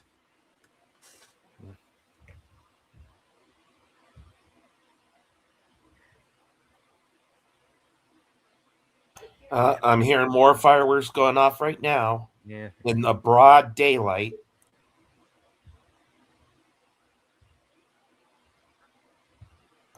People that's money something to else I burn. always kind of wondered with this, when the Patriots. I've always kind of wondered, ask William when he comes back, like, which would you think would have been better? Because he describes, seeing the aliens' thoughts about what their invasion plan is and how they're gonna, just strip mine the whole planet and then move on to the next one. And I kind of like, do you think it's better that the movie didn't show like it didn't do like a voiceover, him saying, I saw his thoughts, this is what they're gonna do, and it did like a vision of like what Earth's gonna look like if they win? Like, do you think that it works better without him just describing it, or would you have wanted to like see some portrayal of that? Because I've always wondered. That's a part. Well, if you look at the beginning of the second movie, it shows what the planets look like after they're done. Well, yeah, but again, as William said, we don't want to talk about the second one. So I only saw it the one time when it came out. I have not seen it, and it's been 10 years now, so I have not seen it once since the church came out. So I can't even I don't remember that opening of it. Well, it's just as stupid as the first one, so. No, it is far, far, far, far stupider.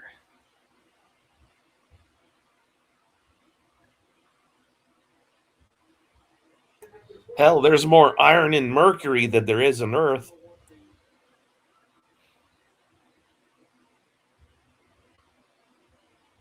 If iron was the thing they were going after.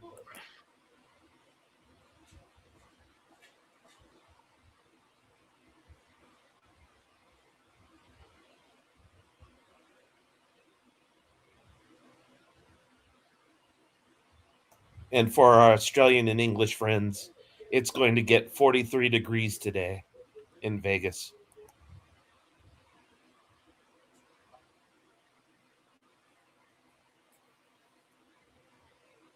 That's nice. I wish some of that heat would come here. I'm freezing. I'm the opposite. I'd rather be cold than hot.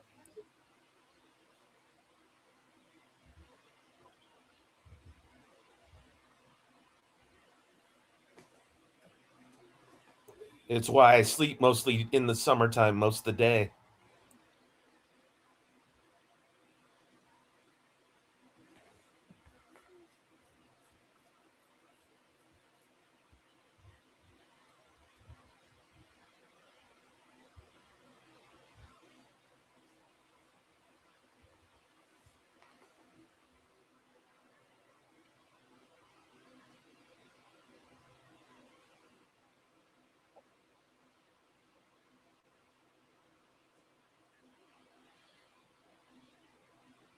So is it pretty much Spider-Man and then that's it for the movies this summer?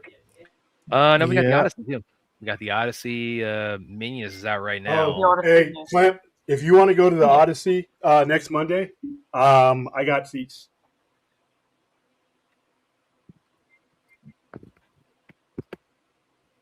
What theater is it going to be in? AMC Town Square. God. It's a huge theater, but they got to put in those seats.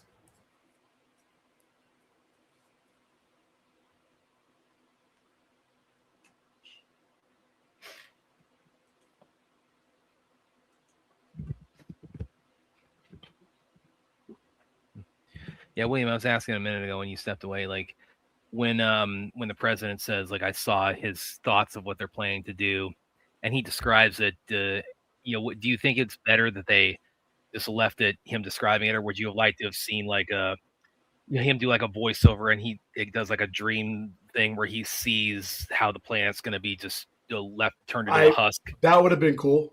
That would have been cool. I mean, I don't think it kills not it. necessary, but it would have been cool.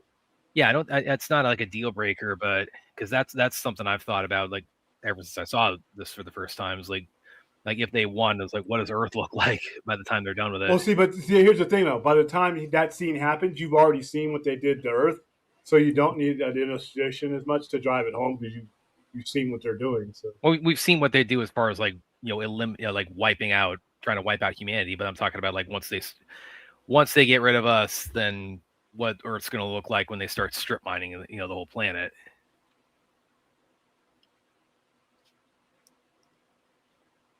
It's like, how long would that take them? Like, what is that? Like, how does that whole process work? And I could see an argument either way for the idea of like, okay, less is more. So like, just leave it to the imagination, or people saying, oh, I would have liked to have actually seen that portrayed, visually.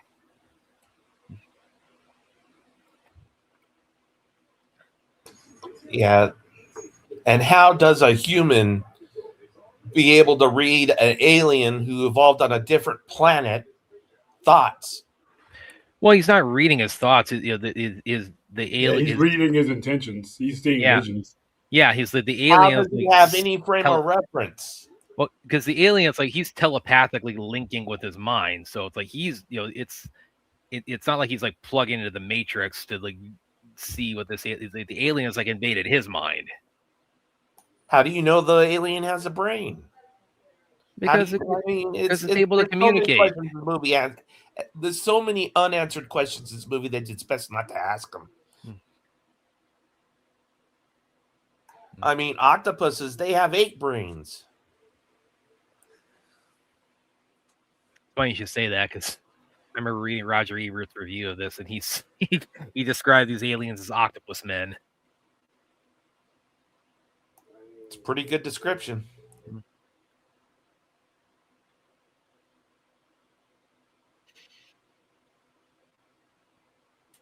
But yeah, most alien invasion movies make no sense whatsoever, and I just go, "Oh, pretty lights."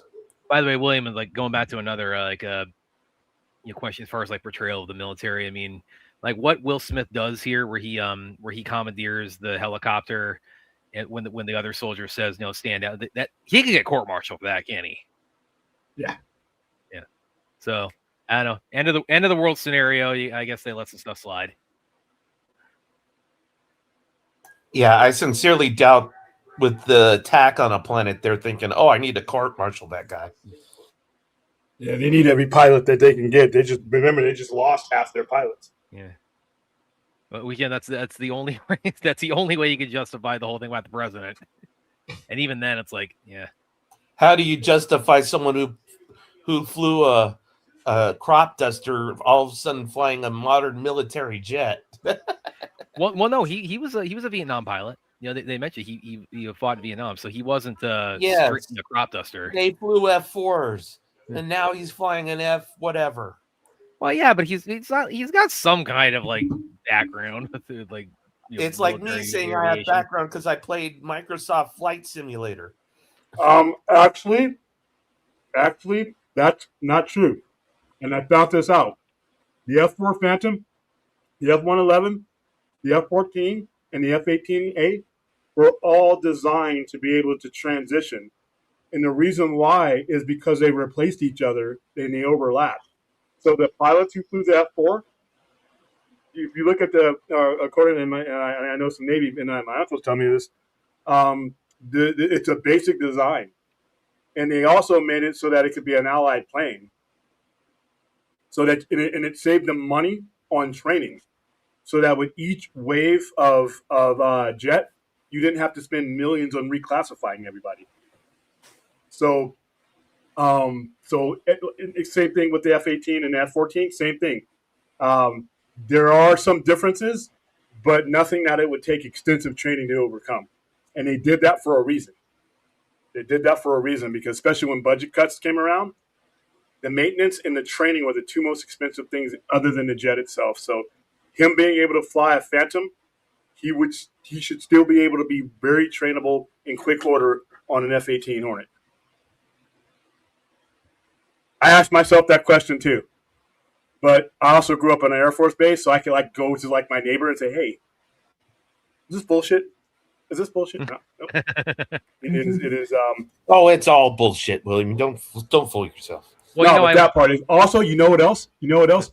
You know what else hasn't changed in like almost a century? Bomber dynamics. There are area aeronautics and everything that's added onto there, but the basic, like the B-52 and the B-17, other than the obvious, hydraulics and electrical systems, the same basic premises. So when the Air Force combined with the Army Air Forces, transition all the way through, and they're still using B-52s today, and they'll be using them for another 30 years. Unless they wreck them all. Now, one thing. Well, here's one thing that's like I'm sure this is bullshit. Is when Randy Quaid when he's gets in the cockpit the first time, he just presses the one button on the keyboard. It's like missile launch. It's like, come on, it can't be that easy.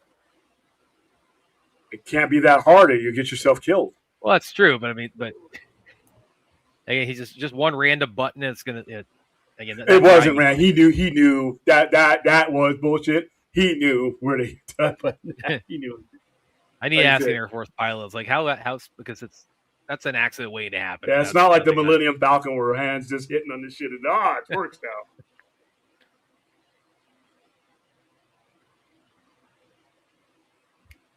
We're watching Independence Day, Anthony.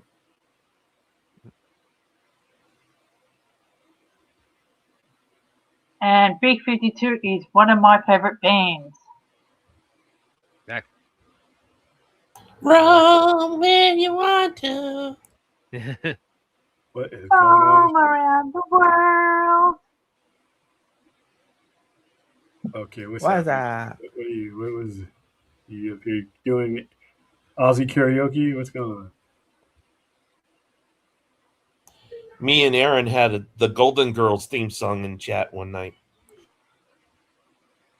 Oh yeah, we did. That was fun.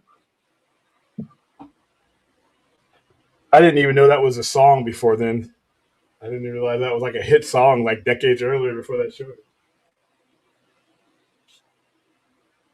Just like Cheers, I didn't know that was a full-blown song.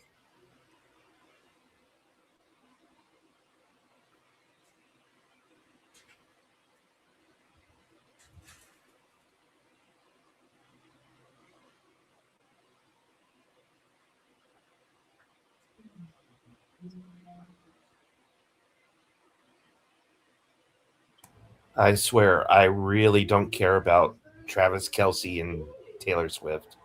I so don't care.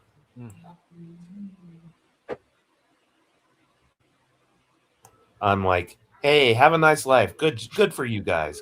Great.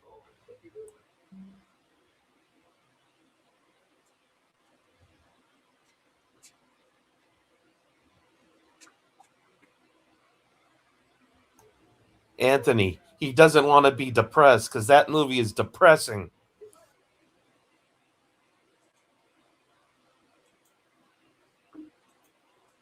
Nah, not science fiction, not horror, not fantasy. I like the movie, but yeah, not the not the. That movie's a depressathon. Yeah.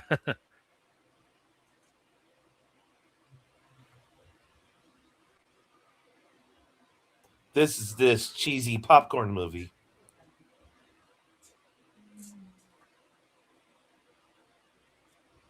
I remember when this movie came out, it was playing 24 hours a day.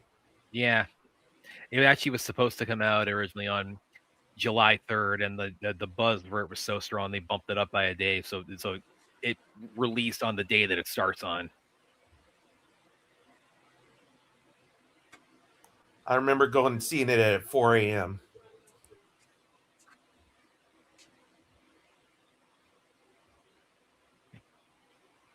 I was like, ooh, summertime. I can go outside and enjoy a movie. The other thing about independent at the time, this movie made let me see what it did. It 817.4 million.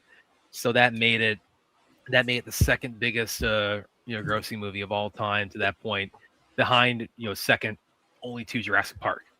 So Jeff Goldblum during this for a couple of years, he had the biggest and the second biggest hit of all time to his name.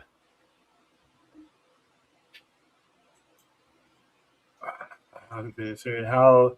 Okay, there is no series. There's only one movie. So let's get that. How in the hell did none of these high-ranking military officials get fired after the first time invasion? Why would you fire? You'd want to keep them. Those would be the most valuable people in case there's another invasion. I mean, there was nothing they could do against what they were up against. They really did the best they could, even in Hollywood fashion. Um, in any type of war where somebody like Pearl Harbor. I mean, there were intelligence failures, but there's also, a failure of imagination. Same thing with 9/11. You're not going to, some of the people will resign if they made mistakes that they should have known about. But an alien bringing, city-sized ships and a mothercraft that was the size of a quarter of the moon, there was no way you could prepare for that. So I wouldn't fire them. Well, like Nimziki, like he does get fired here. The Secretary of Defense, but that's because he lied. Yeah. Yeah, like he directly lied, and then that's different. But technically, he didn't do anything illegal. He had plausible deniability that's built into the security laws. Now, had the president ever asked him, and he told him to lie, that would be criminal. But they kept that away. Shit, fucking Truman. Truman is VP, who should have known about the Manhattan Project, didn't know about the Manhattan Project until I think Roosevelt was dead. That's not lawful, but that's the way it works sometimes. So no, I wouldn't have fired them. Yeah. Well, the president doesn't have to tell what the vice president anything. Technically, he does because of succession. Because if something happens to the president, that the VP has to be dialed in on everything that the president knows. Otherwise, he could get people killed. The only thing that saved it with Truman and Roosevelt is because Truman hadn't been VP for what? He was only VP for what, a couple of weeks before he was thrusted into the presidency. And that was after the previous vice president defaulted. So there was a shaky situation there. But right now, no, because if the president withholds something from his VP, then that's a problem. And if the president, if something happens to him and the VP takes over, then the Speaker of the House has to be read into those details. It's literally part of the law because he has to step in immediately and function as a president would.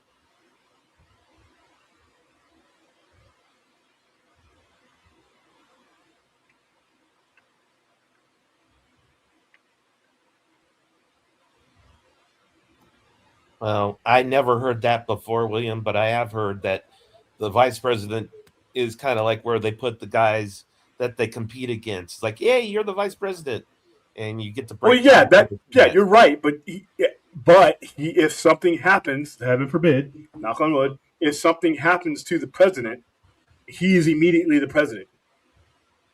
He is immediately, even before he's sworn. But I mean, I don't know. I'm not going to argue because I don't know. No, it's no argument. It's the law. It's the law. If when Kennedy died, if Lyndon B. anything- Johnson was the president of the United States, and you are not supposed to keep anything. Like in Hollywood, they do, but it's the law. And as soon as Lyndon B. Johnson took office, everybody in that succession, his VP, or whoever he signed as VP, and the Speaker of the House, because that's the line of succession. That's how it works. Now, the VP has no authority until he's the president. Even though he's part of the executive branch, he has no authority, but he's supposed to have all that knowledge because he literally would have to take over the country immediately upon something happened to the president of the United States. Unless you were Dick Cheney back in the day, he acted like the president. Well, no, and then you also have now there have been cases where it has not happened that way, and people end up losing their careers. Iran Contra and Nixon, you have people who've broken the law, and look what happens because they broke the law in doing that. There's rules. It got even tighter after Watergate because of all that. Because Spiro Agnew was a fucking criminal, so he ended up having to resign. During the Iran Contra, Reagan kept things away from Bush, and he almost got impeached over that. That was unlawful. So yeah, some guys have done it, but it's not supposed to happen that way. This part right here, where they the two officers when Russell's thing. I was kidnapped by aliens 10 years ago, and I wait for some payback. All right, where are you at? Because I'm at 148.51. I'm right at where they're putting the missile under the. The president's where? The president just shoved this guy. He's about to fire this guy. Okay, I'm going back again. All right. Well, I'll talk about it anyway. Where Russell, when he says, I was abducted 10 years ago. I've been waiting for some payback. I'm not. Okay, and the two officers. Know how you did it again, but you. I don't know what it is either, but so the one they kind of roll their eyes at him, and I've never. That's like. We've been at war with aliens for 2 days now. It's like, why is everybody still doubting this guy?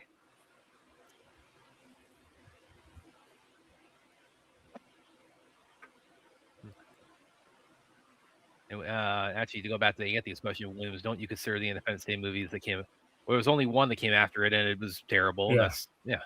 Yeah, no, I don't. Roland Emmerich's talked about. He's not happy with how the second one. Horrible movie.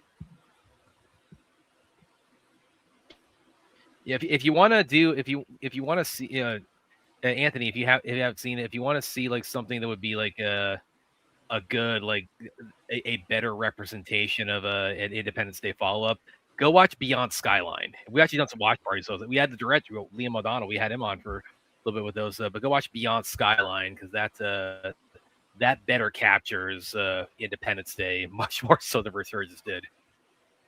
No, I'm not surprised at all because there's a lot of ruckus around him becoming his attorney general. They didn't want to come off as an empire or nepotism or anything like that. So him being his attorney general was controversial at the time.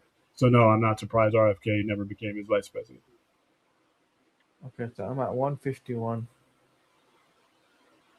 I am at 151 as well. I don't know where the fuck Brad is. He's playing at 1.1 speed. Oh, okay. That's why you're. That explains it. No, he's just typing into the computer now. Although I don't know if I want you taking a swig of alcohol before you're about to get into it. I'm pot. That is a thing, man. Everyone Whenever they get into town in these old westerns, oh, I gotta have a drink. Yeah. Yeah. But I mean, what the pilot's saying is like 24 hours bottle of throttle. And then they take a shot of whiskey and they're drinking a soda. This is the part I'm talking about where he shares his background and then says, I was abducted 10 years ago. It's like, I don't understand why everybody's still doubting him at this point, because the aliens have been wiping out because Earth. he's drunk. Well, that is maybe part of it, but it's not like his story is like we've seen aliens now. I mean, I don't. But if he would have stood up sober as fuck and said this, I think people wouldn't have dismissed him as much. But he's very been saying drunk. it. He's been And saying he's it about for to 10 get into years. a very expensive jet. Drunk, by the way. What jets were they using? F-18s? F-18 Yeah, Hornets. F-18s.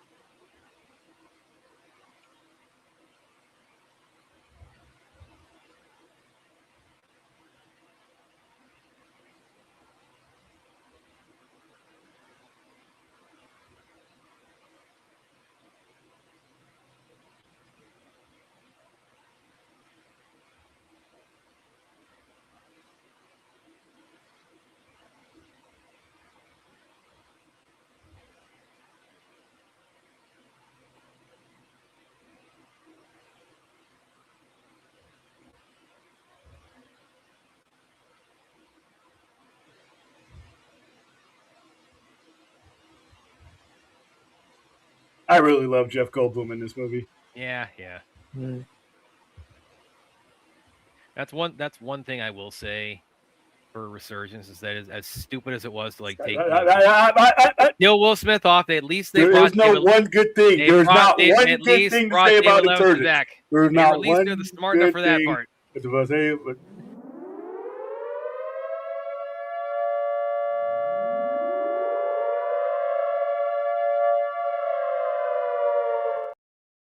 movie sucked. But they brought him. They brought him back, so it's like they weren't like completely incompetent with it. You want to play the buzzer side? Because he'll play the buzzer side if he wants. Yeah. This is totally messed up. Uniform, the Class A uniforms all jammed up. Yeah, he doesn't even have a tie on. I don't think he even has a shirt on under that No. right now. or does He's he about just to have a tank fly. top He's on? about to get into his flight suit. That's why. Yeah. Well, I think we can agree this is. I mean, it's not well, it's close to Vegas. This is kind of a shotgun wedding. So. Hey, she gets all his military benefits now. Yeah. It's his SGLI, which you never want to give to anybody. But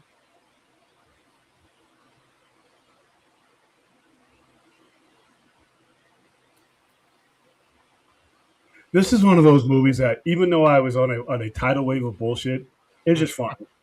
It was just fun. It was just Now here we come. Like to I said, it's a cheesy popcorn movie. the speech. The speech.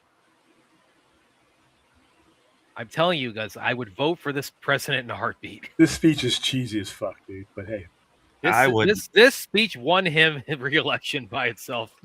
no, I think helping lead to save the world might have had a chance. Who you No, gonna vote this got guy him. out?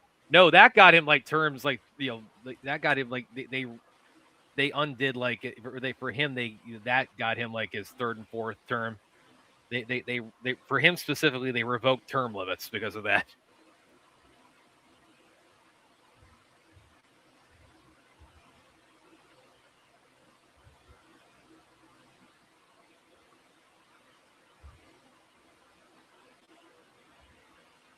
This was cheesy when I was sitting and watching it. It was inspiring, but it was like this entire movie was just a big G.I. Joe episode. Except a big for people. ball of Oh, cheese.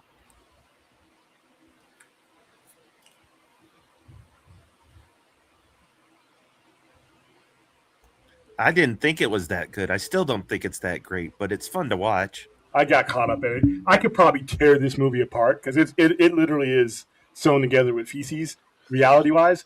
But it's just still, I got caught up in. I'm able to turn my analytical brain off and just enjoy a cheesy movie. You hear that? You hear that? It's no longer just an American holiday.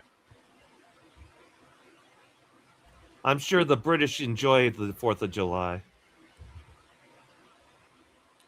Well, we do enjoy the 4th of July. Yes, we do. Yeah, this president may have had me until he decides to strap himself into a jet. I love the guy here who does the salute. Does that?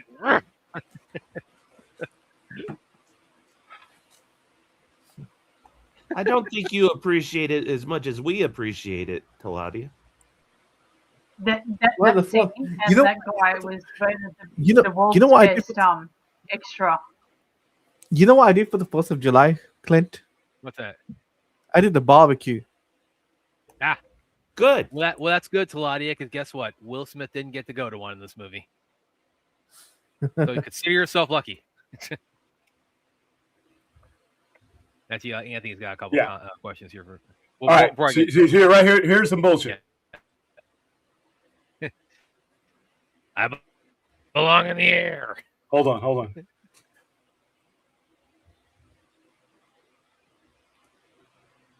This entire movie is bullshit. Yeah. But But I'm like, where's the secret? Were there any Secret Service agents in this entire fucking movie? That's a good. I don't They think got I see any blown up around. by Actually. the That's a good aliens. question. Yeah, so I'm gonna go ahead and pull up Anthony's question. Like the most important person William. in this world. Let's go ahead and get into an FAQ. William, in your honest opinion, what science fiction movie portrays the office of president the most correct instead of a bumbling idiot like most Hollywood movies do? Say that again. What sci-fi movie portrays the president the most correct instead of a bumbling idiot?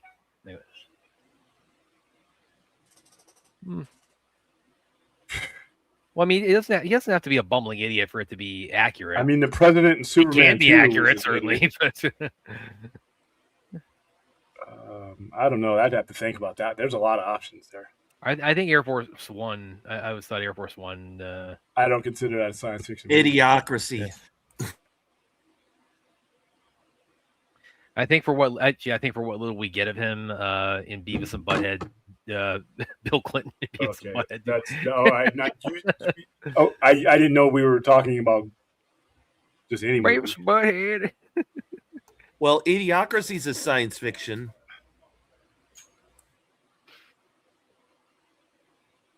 There's time travel in it.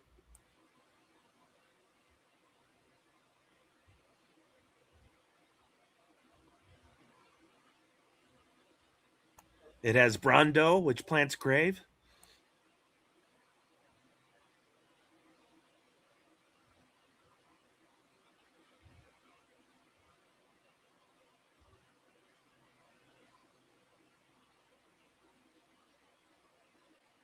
Yeah, this always made me laugh so hard. And this when he's in the cockpit, pushes the button, missile launch. I picked a hell of a day to quit drinking.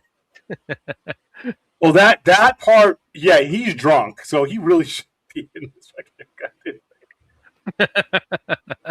They need pilots. They got it. I mean, it's the desperate times. Yeah, but a drunk one. I mean, shit. Yeah. William, the What military better branch to throw it up at the alien aircraft? William, the military branch that we see the most is it the Air Force, Navy, Army, Marine Corps clinic comes to. Okay, so the Joint Chiefs of Staff, Robert Logia's character is the Marine. The one guy that you see that helped him into the jet, the assistant, that's a lieutenant colonel. He's Air Force, but where they're at, it's joint military. So you're going to see a little bit of everybody. The only people you might see a little of there is Navy, but another one as far as like, and this is like I can't speak as much like Navy, but like Top Gun. But real quick to answer your question, Anthony, primarily what you're seeing now is going to be Air Force because that is an Air Force installation. But they got them all there. But like a Top Gun, it's like that's got plenty of bullshit too. But I mean, like how? Because I mean that was legit recruitment tool. Hold on. What was bullshit about Top Gun? Well, like you said, like things like the way Maverick acts, basically. It's like, oh yeah, that's he's getting court-martialed. Buzzing the tower, that alone, that's not they or like done is inverting all over the bullshit. other when he does the invert in the second one. Well, that can never happen because the jet he's inverting on, the MiG-28 and the F-14 Tomcat, they would have collided. Their tails would have collided with each other. You would have never been able to get that close.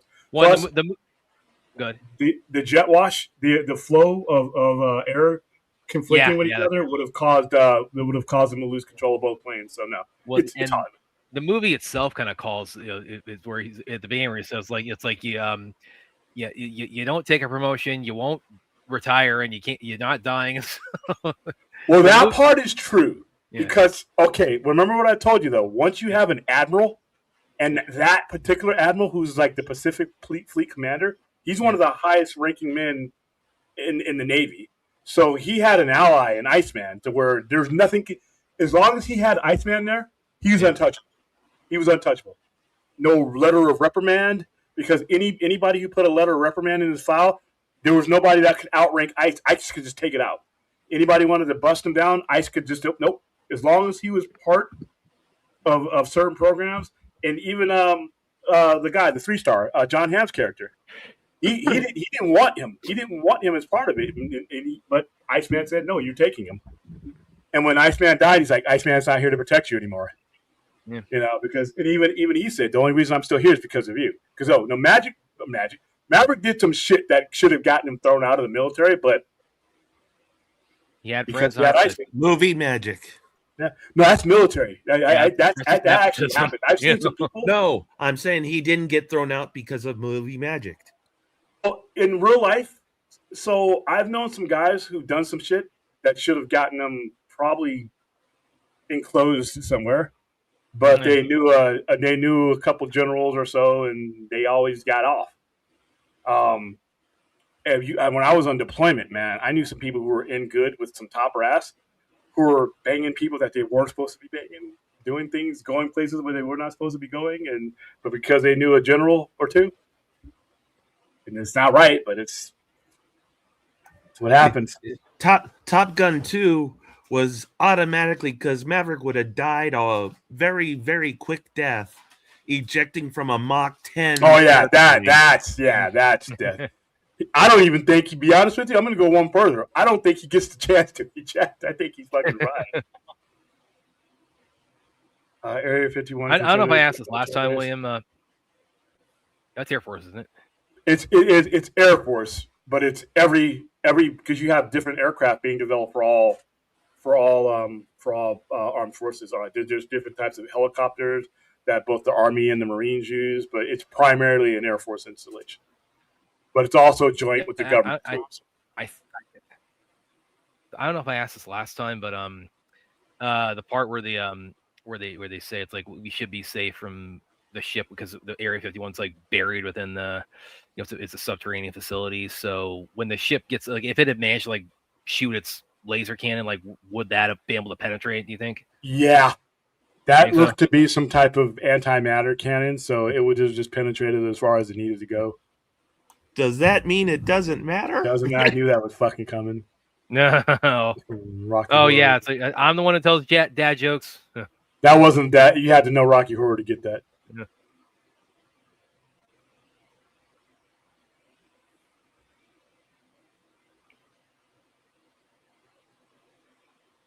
This whole thing would be CGI today. Well, I mean, some of it is CGI, but yeah, the interior of the mothership, it's like they do a lot of like they built a set, they use models and things like that. But what was the budget on this movie? It was pretty. They got it. It was 75, so they got by cheapish with it. That's 30 years ago. That's still pretty hefty. Yeah. Well, but yeah, but it's not like. I mean, today this would be like. They had their money made back from Apple and fucking Dell, whatever. From the again, it was at the time. It was the second biggest movie ever made. Supposedly, this movie is in the Guinness World Record for the most models used in a film. Yeah, I believe it. Because they didn't have the budget for like special computerized special effects, so they used models, Yeah. and that was Well, they a got, cheaper route. And they got like actual like alien suits and animatronics, things like that.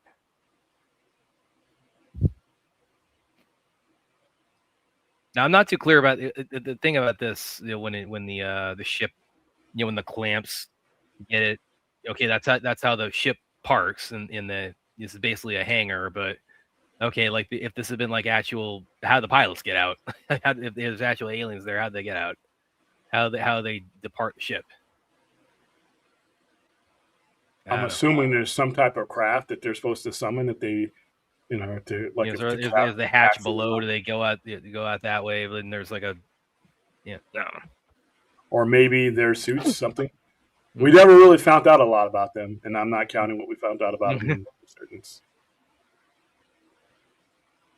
You mean you don't want to learn about the Mother Queen that's in a special shield all by herself? And that giant ship that just clamps down on the Earth, like that's gonna fucking happen? Yeah. It could. That would crack. That would I crack hate that movie. That would crack the whole planet like an egg if something like that. It's like they're not gonna get our resources if they do that. That's one of the movies. Well, they were back for revenge this time around. That's one of those movies, and there's very few of these movies that I hate. As time goes on, I hate even more because of what it could have been, what it should have been. I'm like, oh. Well, it went bigger and better. It went bigger, but it didn't go better. My God. And then that scared that made everybody think that Blade Runner 2049 was going to be an awful movie because that's the only example we had. Next year, it came out the next year, so I had a year to think about. Oh my God, what if Blade Runner? Oh well, at least I have the original. The only thing that I didn't like about Blade Runner was the ambiguous end. Which one? The first one or the second one? The second one. Oh, where it just whether he lives or dies. Yeah, I'm not a big fan of those, but that movie. Wow. Oh, it was a great movie up until that point.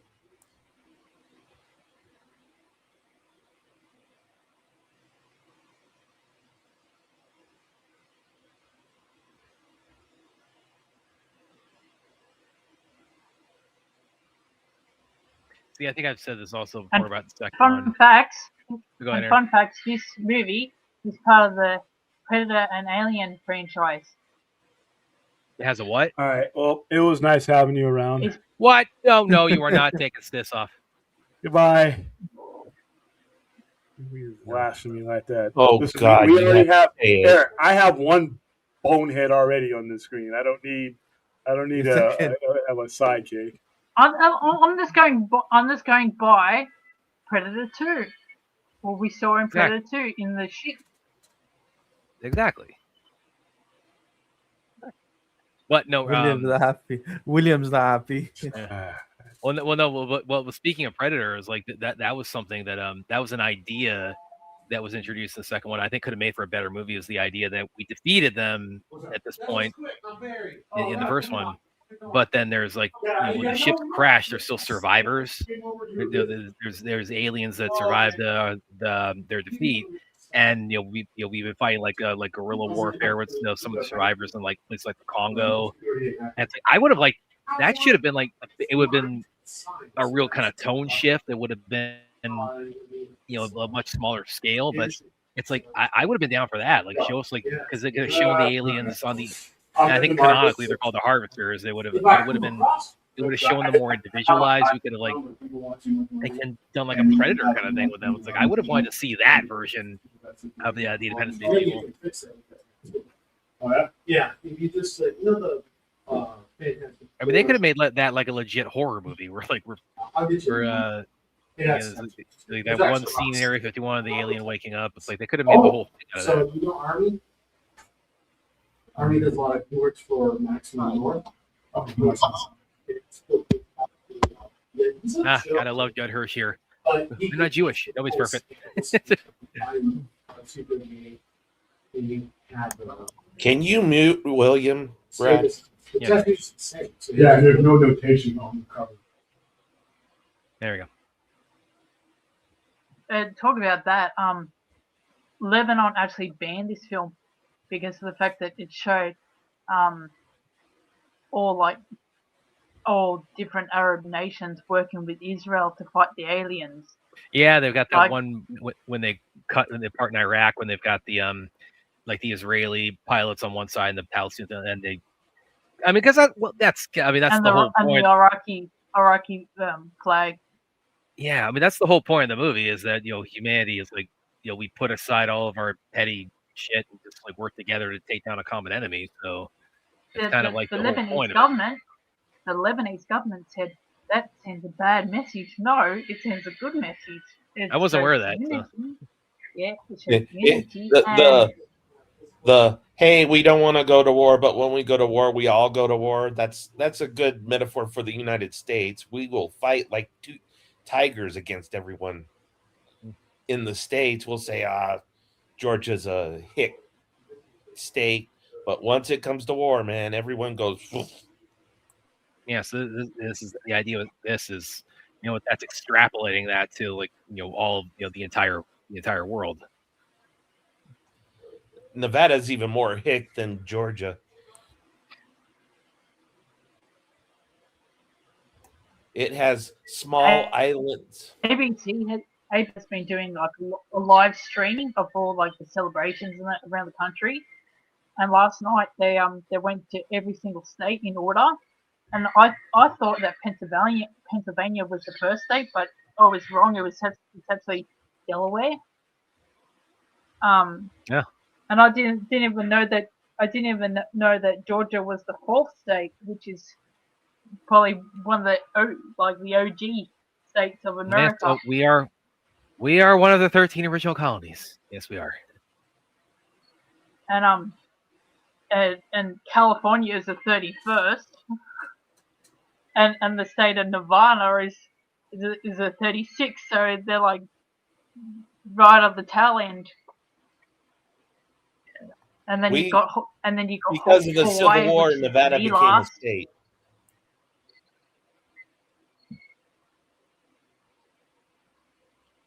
The Civil War made Nevada a state.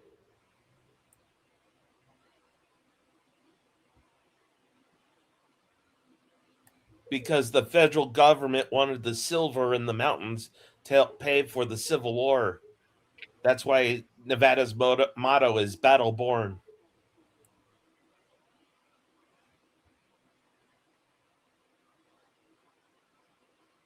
Like when they went to Georgia, I was like, "Holy shit! I didn't even know all that." I thought it was more like up north. I didn't know where it created all the way down to the south of America that there were the original colonies.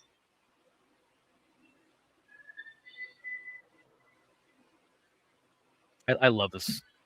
I love this part. This is like one of my favorite like heroic sacrifice deaths of all time. Yeah. Hello, boys. I'm back. Most of the states were named after British colonies or British names. That's how you can tell most of the 13 colonies.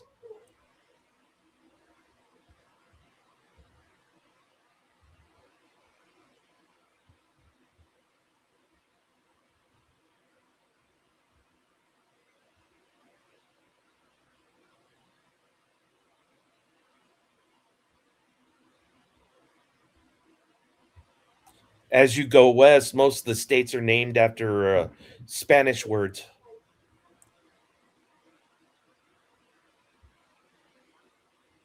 Or even like Native American names, which I found out. The Native Americans more of the Midwest.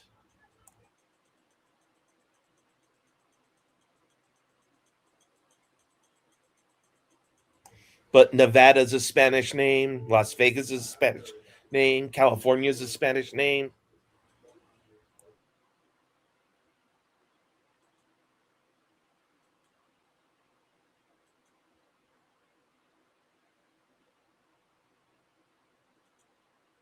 I forgot what I think Nevada's like hilltops or something or snow tops, and Las Vegas means the meadows.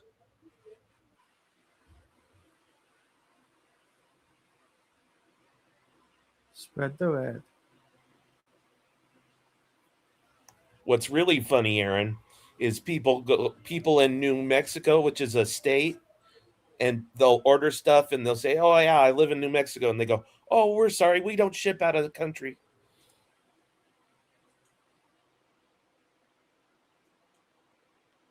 And these are people That's born in funny. the USA.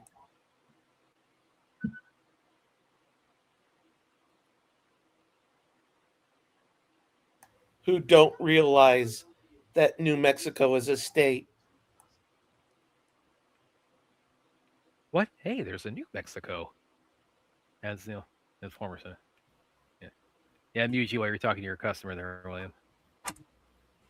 Last time I was in your store, you were upstairs. Yeah, I moved. Long time ago.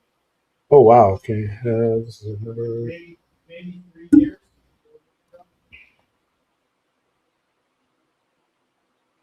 X-Wings don't fly like X-Wings.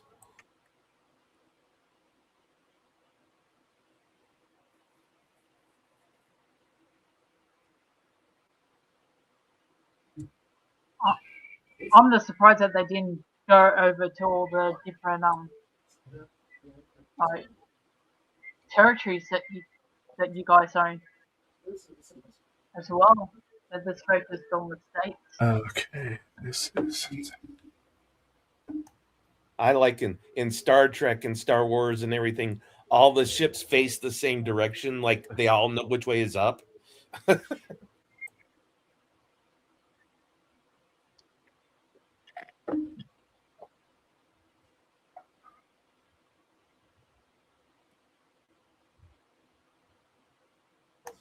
In space, there is no up or down or left or right. Okay. Some of these people have lost their minds. Yeah, that's what I'm talking about. It's funny when they went to New Mexico. I didn't use So her. it's funny because they went straight to freaking So I didn't Roswell. spend. And Yeah, they were so talking I'm about not- Roswell and everything like that. Both of them finished. Forget Fat Lady. You're obsessed with Fat Lady. You're always out of here. What I have here, what I have in the box. Now think about this, everybody. Just like Jurassic Park. What Jeff Goldblum has the line of "Must go faster, must go faster, must go faster." So, Jurassic Park, biggest hit of all time at this time. Independence Day, second biggest hit. So that means box to achieve to hit historic box office numbers, you must include Jeff Goldblum saying the line "Must go faster." It's not math. Hey, Because it hurts my traffic. Oh, I see. Yeah. I want to put the term on the technology. That's my phone. This wall is back. So why were you in New Mexico there, Aaron? So this wall literally just was full. No, I'm Could talking you about that ABC special that they did. They went to and talked about Roswell and stuff because they were going to different parts of the country.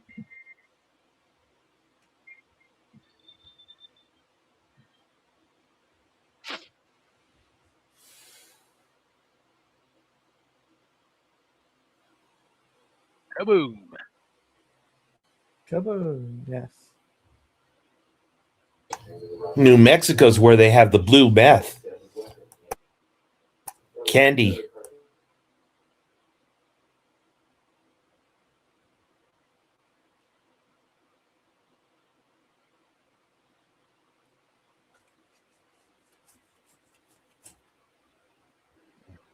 Standing triumphantly. And again, like I said, Sydney Opera House.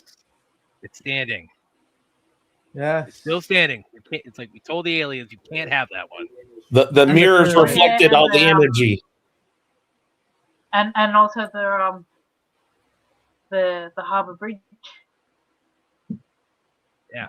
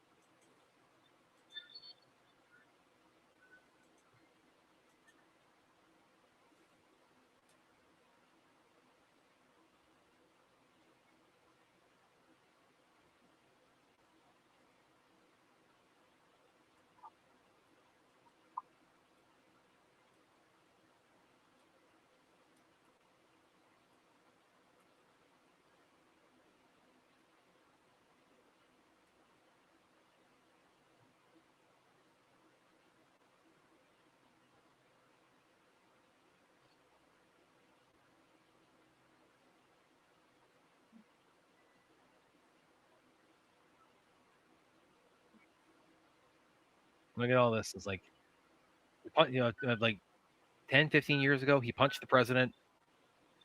All is forgiven.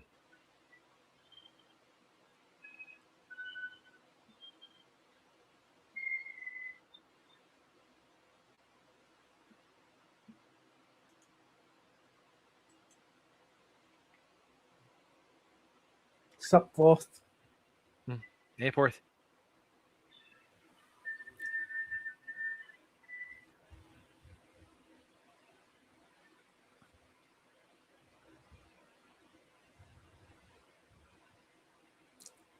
What do you mean, soccer?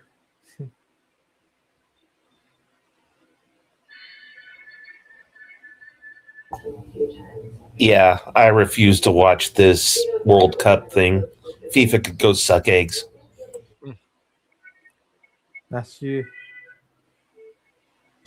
How corrupt FIFA is, F them.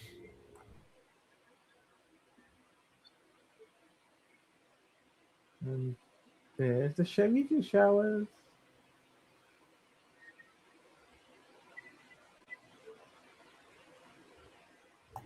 Kind of like I don't have a Twitter account.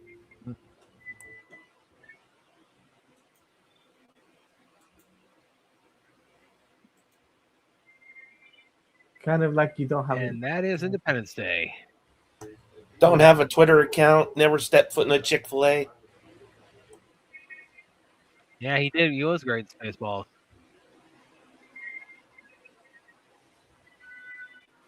Little B, I'm assuming they're referring to me there. Big T, that's Talati, I'm guessing. That's me. Yeah. Big T. Well, it looks like William, we got through the ending of the movie without him because he has a customer. You were very broken up there, Brad. No, I'm just saying, like, William's got his customer, so like, I wrapped up this timeless classic that is Independence Day. Unfortunately, William got after that. It certainly is timeless.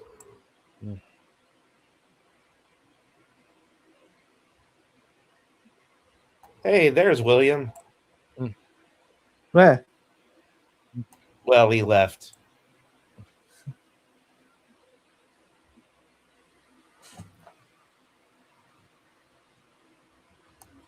Yeah, I didn't think it was a very good movie. The story was kind of lame because even back then, I'm like, how the crap did they hack into an alien computer with alien language? And then I just stopped thinking. And well, actually, there's a deleted scene where they did address that. I think it's in the extended version actually, where they touch upon the alien code. It's on a binary code, so that's why he's able to hack into it with his laptop. Binary code doesn't mean anything. Again, it's movie logic. It's right. That's what they made an effort to explain it all. Counts enough for me. I had to turn my brain way, way off.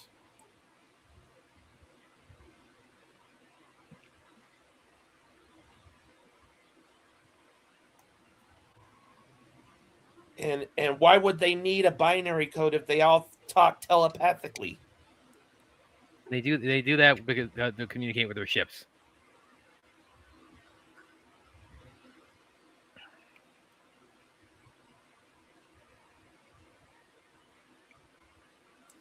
By the way, I finished 007 First Light. The campaign, that is. Mighty Rex says they changed the Wi-Fi password. That's how he got through. Is they changed the Wi-Fi password.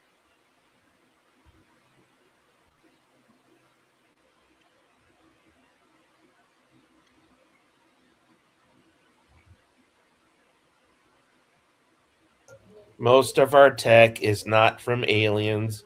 If you study history, you can see where every bit of our technology comes from.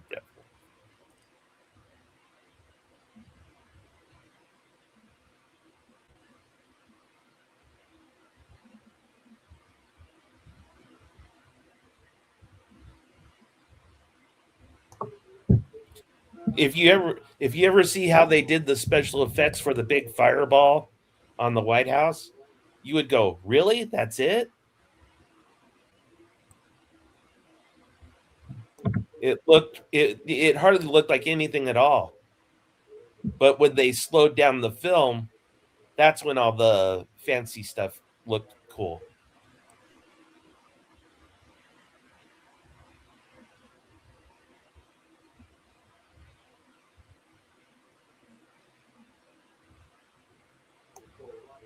Am I frozen or are you guys frozen? No, we're We're not frozen. We're not frozen. I'm fine. Well, it must have been my computer because all of a sudden I'm seeing people looking in an awkward position that wouldn't be looking for that long. I'm on my phone. If so- that makes any sense.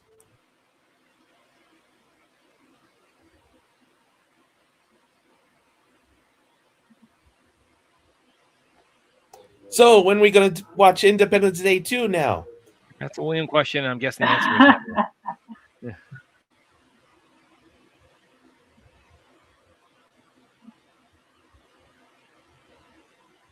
Well, William's not here, so we can try and find it Yeah. and put it on. Hey, it's summoned the William. No, I see the credits are rolling. I got somebody in the store, so I'm gonna. That's pretty much it. I will see you guys at 8:00 tonight. We'll be doing our normal show, and then if you're a Patreon, you'll be doing an after show as well for a Patreon exclusive. So look for that link. But other than that, happy Independence Day, and I will see you guys in less than 3 hours. If you're lighting fireworks, Yeah. remember, keep Yeah, your don't blow hands. your fingers off. I mean, it's not. You know, Yeah, You don't need do all. that. You need all 10 of them. yeah, and toes. See you guys later. Peace.